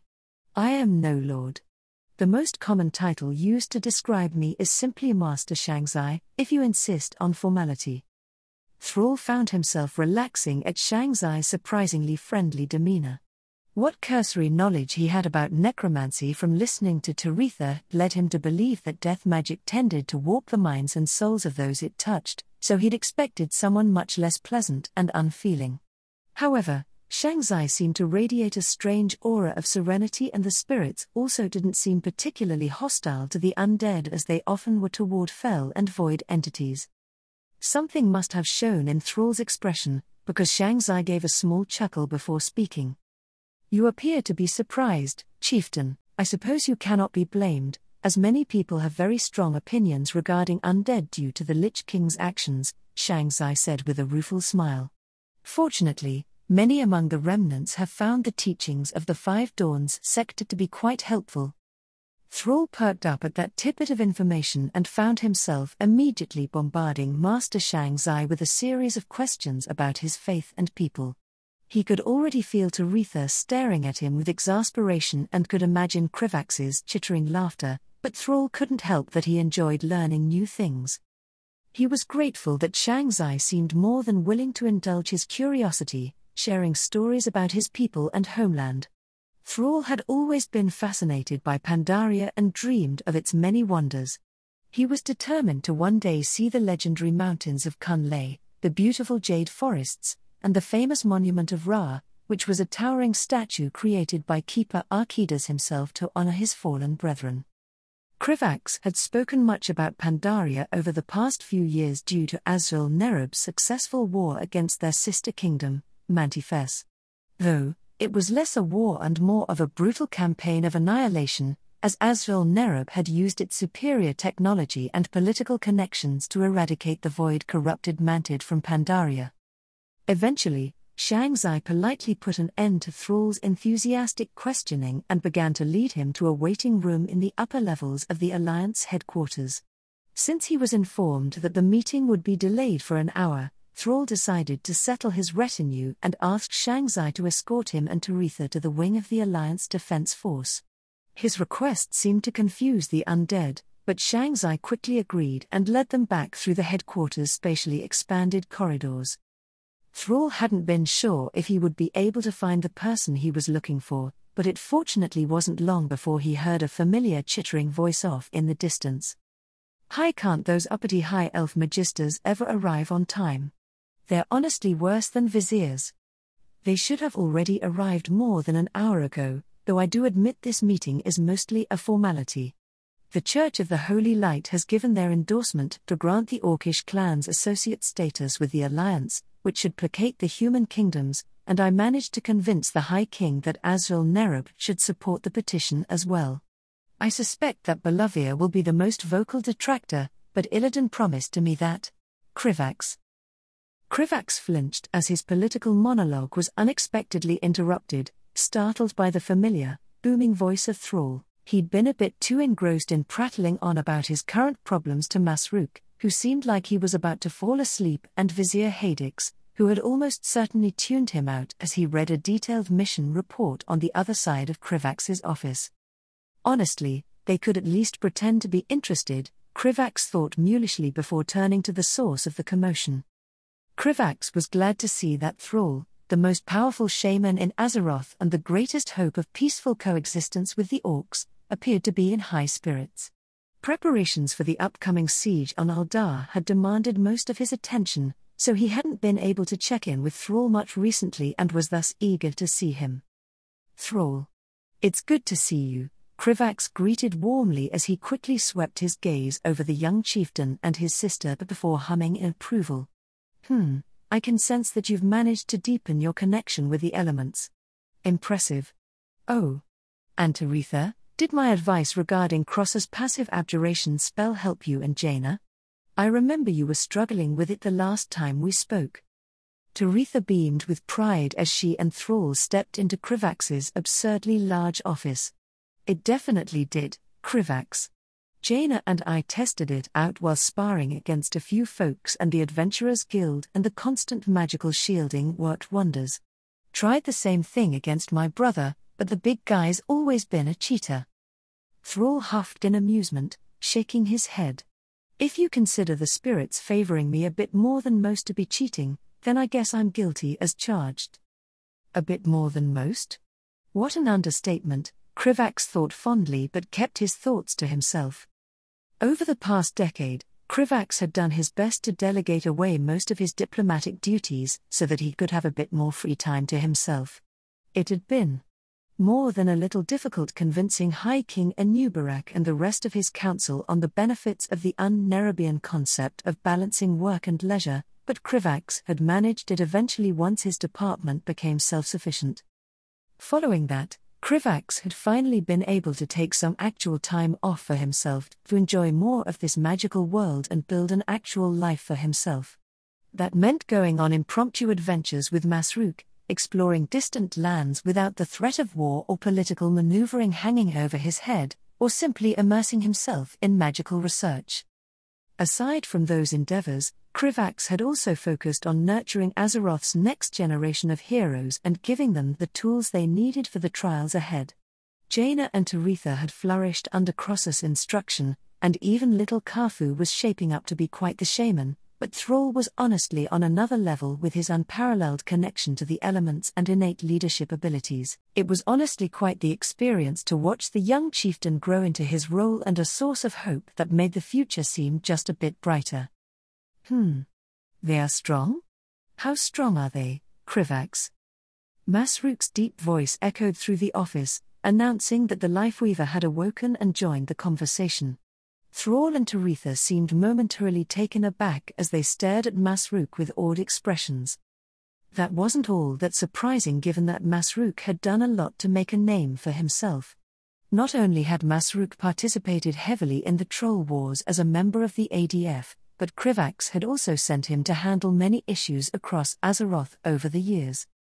Krivax had decided a few years ago that he should finally reveal elements of his past life and meta-knowledge to his closest friend, though glossing over the whole fictional world part of things.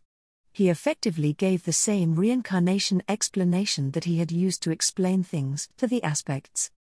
He'd been extraordinarily nervous about the whole thing, only for Masruk to accept it with barely any surprise. Apparently, Masruk's primary theory had been that Krivax was a secret renegade bronze dragon attempting to save Azeroth from a catastrophic timeline. Krivax had initially thought the theory to be absurd, only to discover that Vizier Hadix, who had long since grown suspicious and decided to magically eavesdrop on the entire conversation, had settled on a stunningly similar theory. The truth comparatively seemed only marginally less absurd, though quite a bit less awesome. A part of Krivax still wished that he'd been reborn as a dragon. Regardless, it only made sense for Krivax to make use of his allies to head off potential crises, which was why people now tended to look at them both as if they were celebrities. Had you chosen to read the Circle of Viziers intelligence reports regarding the recent war, then you'd be aware that these hatchlings are quite formidable, said Vizier Hadix as he idly glanced up from his reports before huffing with irritation. It is truly ridiculous how quickly the surface races can accumulate power. Infants barely into their third decade, yet still more powerful than many viziers. Someone is spending too much time with Malygos, Krivax thought but didn't dare say aloud. The two grumpy old wizards had mellowed out a bit over the years, but Hadix still wasn't someone to antagonize. Predictably, Hadix's response immediately caused Masruk to grow excited and challenge Thrall to a friendly sparring match. Thrall may be a bit more docile than most orcs, but he was still a warrior at heart and eagerly accepted the challenge, arranging it to take place soon after the meeting. So, Thrall, was there something in particular that brought you here so early, or did you simply want to see your favorite diplomat? Krivax asked with a hint of amusement once the excitement had settled. For a single moment, Thrall looked uncharacteristically uncertain of himself before he managed to gather his thoughts. Speaking honestly, I truly did just wish to see you before meeting with the leaders of the Alliance. This moment is everything that I've been working toward for most of my life, and I find myself terrified that I might somehow fail my people. Krivax offered Thrall what he hoped was a sympathetic expression, though he suspected that the insectoid features didn't help. Thrall, I won't lie and say that everything is going to be solved today, but you heard what I said before you entered my office. Not only are the politics in your favor, but even more importantly than that, I believe the people of Azeroth are ready for a new beginning. People are beginning to understand that petty hatred and old grudges are only going to hold us back and prevent us from surviving the challenges ahead. It hasn't been easy and it's taken a lot of effort, but I truly believe that the Alliance is on the path to bring a new era of unity and cooperation. His impromptu speech perhaps wasn't the most inspired or original, but Krivax genuinely believed every single word. The dragonflights had become more integrated with the mortal races, lending their ancient wisdom and power to ensure the protection of Azeroth. Udaman, with the enthusiastic assistance of Nerubian, was spreading more Titan technology with every passing year, revolutionizing the lives of the citizens of Azeroth. The Kaldoi were facing a bit of internal turmoil recently for a variety of reasons, but many Night Elves were finally beginning to see the wisdom in collaborating with other races. Even Illidan was working for the betterment of Azeroth by teaching people how to properly control fell magic, under strict supervision, and turn it against the Burning Legion. There were still tensions, such as those between Azrael Nerub and Quel'Thalas, as well as many threats that still needed to be confronted. Plans were already in the works to deal with the old god prisons, with Yogg-Saron and Cthulhu being the primary targets in the short term and N'Zoth's requiring a great deal more planning given that it was at the bottom of the ocean. Despite this, Krivax was well informed about the efforts to address these matters and he'd never been more optimistic about Azeroth's future. Krivax took the time to thoroughly explain his perspective to Thrall and ease his worries, causing the young chieftain to smile widely with relief and gratitude. Thank you, Krivax. It means much to know that my people have such strong allies and that you're so hopeful about my future. I wish I could speak with you longer, but I can tell that the time for the meeting is drawing near. May the spirits bless you, friend. Thrall and Taretha both made their way out of his office with a noticeably lighter demeanor than when they arrived. Krivax allowed himself to enjoy the feeling of accomplishment for several moments before he was loudly interrupted by a rude scoff. Humph. Still as soft and sentimental as ever, apprentice. I feel as if you're moments away from declaring that a grand era of peace and absolute harmony before disappearing with that Tuskar cub of yours. Krivax had no doubt that Hadix's eyes would be rolling if they were capable of doing so. Despite this, he only felt a growing trace of fondness and amusement for the ornery old vizier's predictable response. If I were you, I wouldn't criticize anyone for growing soft or running off to raise children, Vizier Hadix, Krivax said teasingly, turning to look at his mentor. Did you not just return from playing with Malagos whelplings? Playing. I was teaching magic to a group of students with unprecedented affinity with the arcane, said Hadix, somehow managing to sound more offended than should be reasonably possible. If anything, I should be commended for fostering relations that will undoubtedly be invaluable for Azrael Nerub. Krivax snorted in disbelief. By now, he'd known Hadix long enough not to take his words to heart, and neither he nor Masruk were too intimidated to press their advantage.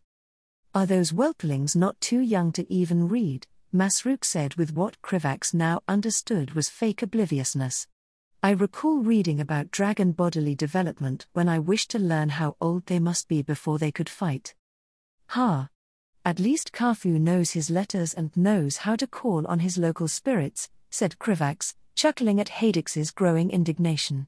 Somehow, I doubt Malagos kids are doing anything more than chewing on your carapace and biting your robes. Krivax's words were mocking, but his tone was teasing and full of fondness. He wasn't wrong to say that Hadix had mellowed out significantly over the years, which had gone a long way in bringing them closer together. He'd never said it out loud for fear of Hadix immediately polymorphic him into a lobster out of sheer embarrassment, but he'd definitely grown to think of the old vizier as family. Him and Masruk both. Impertinent brats.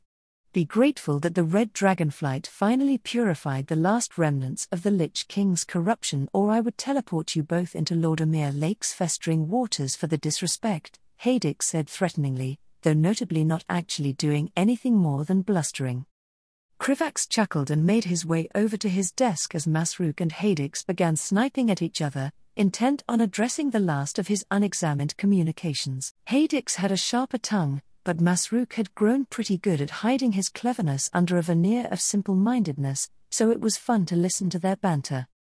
Long-distance communications had become much more cheap and convenient ever since Azrael Nerub figured out how to create a telegraph system using magical silk, an idea that Krivax had suggested to the Circle of Viziers years ago. This meant that Krivax was able to receive constant updates from his friends and allies across Azeroth. Let's see. Trixie and Anubakan are off setting up Nerubian fortifications near Uldar.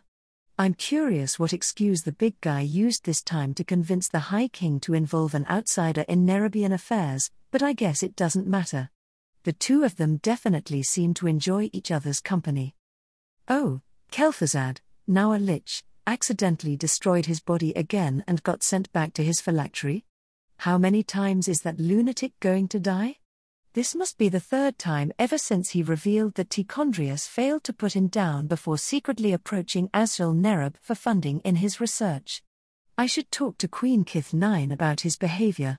She's probably still in her lab with Mr. Bigglesworth purring away on her abdomen. What else? What else? Zalata is still missing. Why is that knife so sneaky? The Dreniai's Naru is proselytizing and trying to convert more people to the light. To be expected. Malagos' new prime consort has an idea regarding what to do about the Draenor situation. I should go talk to her after the meeting.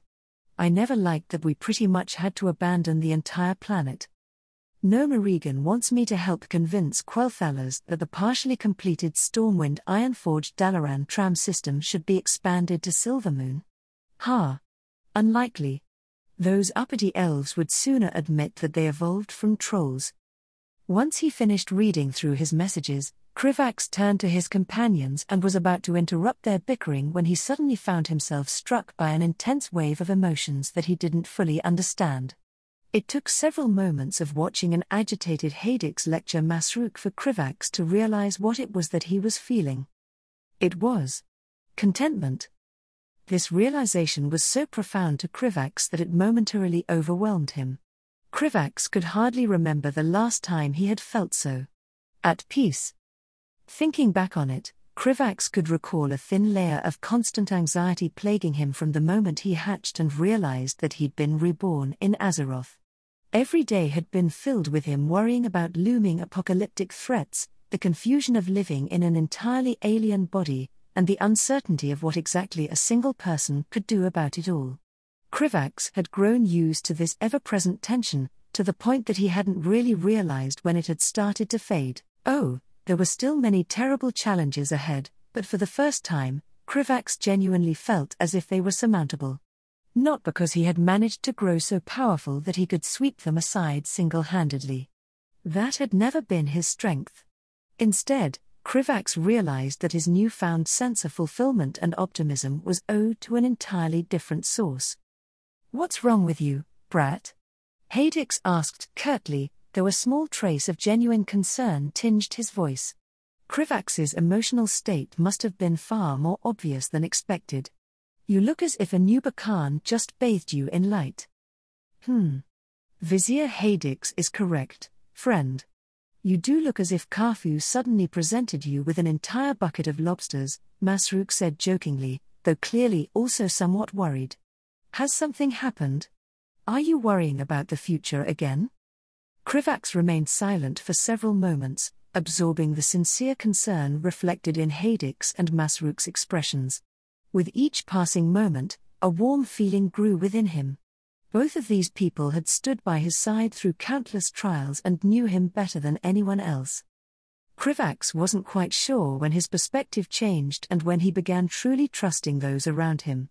But he couldn't deny that he viewed them akin to something like family.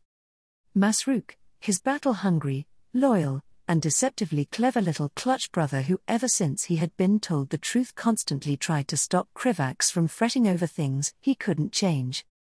Hadix, his curmudgeonly, sharp-tongued mentor who never failed to come through in the most crucial moments.